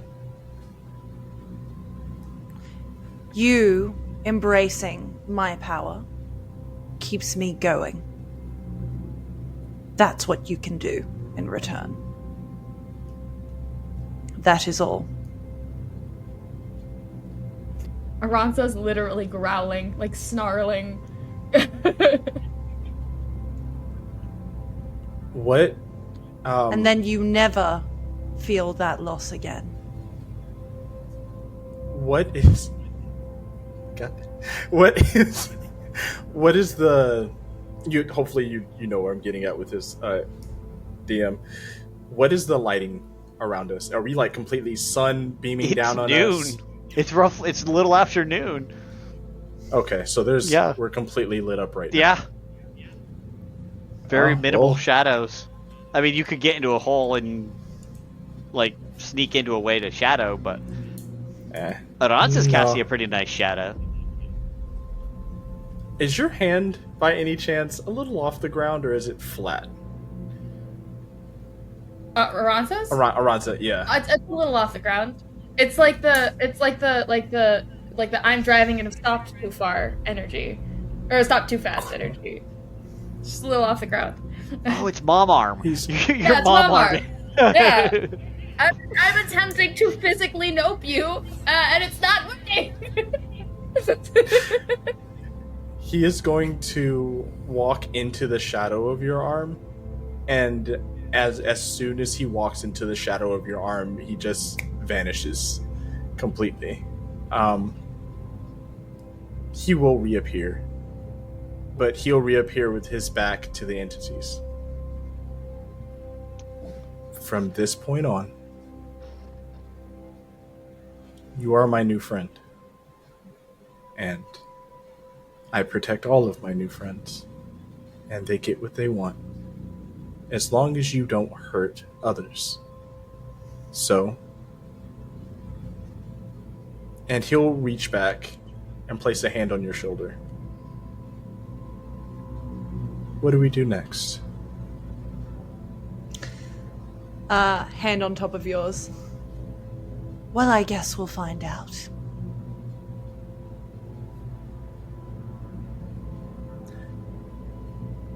Actually, the tree,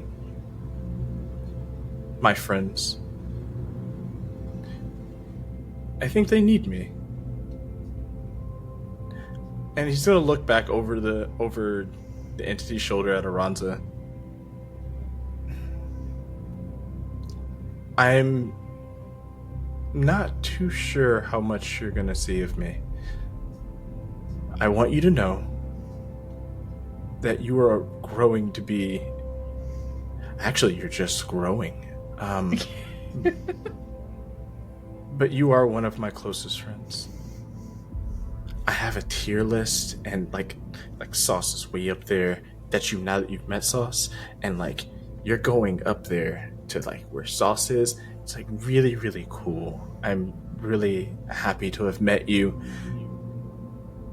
Actually, and he'll look down at the ground, and one of the mantises will come up to you, not touching you, but look up at you. Keep that. As long as that's with you, I'll always know where you're at.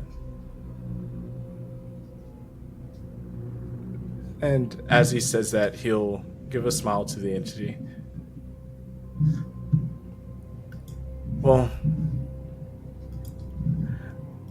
let's spread your saving as much as we possibly can. We need to save everyone here. Together. And he'll do a dimension door on the ground and give a smile back to Aransa. And as he's falling, he goes, "Drama!" and just falls completely out of the scene. Are both of you yeeting via dimension door? I think the entity wouldn't yeet via dimension door, but instead there would be this blue kind of light that would reflect off them, and then they would be gone. Okay, I think Garnlow says all of this and leaves, and Aransa is angry, and I think kind of in the timing of you kind of glowing and leaving, Aransa's gonna like swipe at the entity, but is not gonna be fast enough just because they're so like caught off guard by all of that. But they're like, you can't, no, stop, and it's gonna like, but like big gigantic dragon hand comes floof on the spot just as you're no longer as there. You do, even though they are gone, you hear in your mind, "Nice try, pet."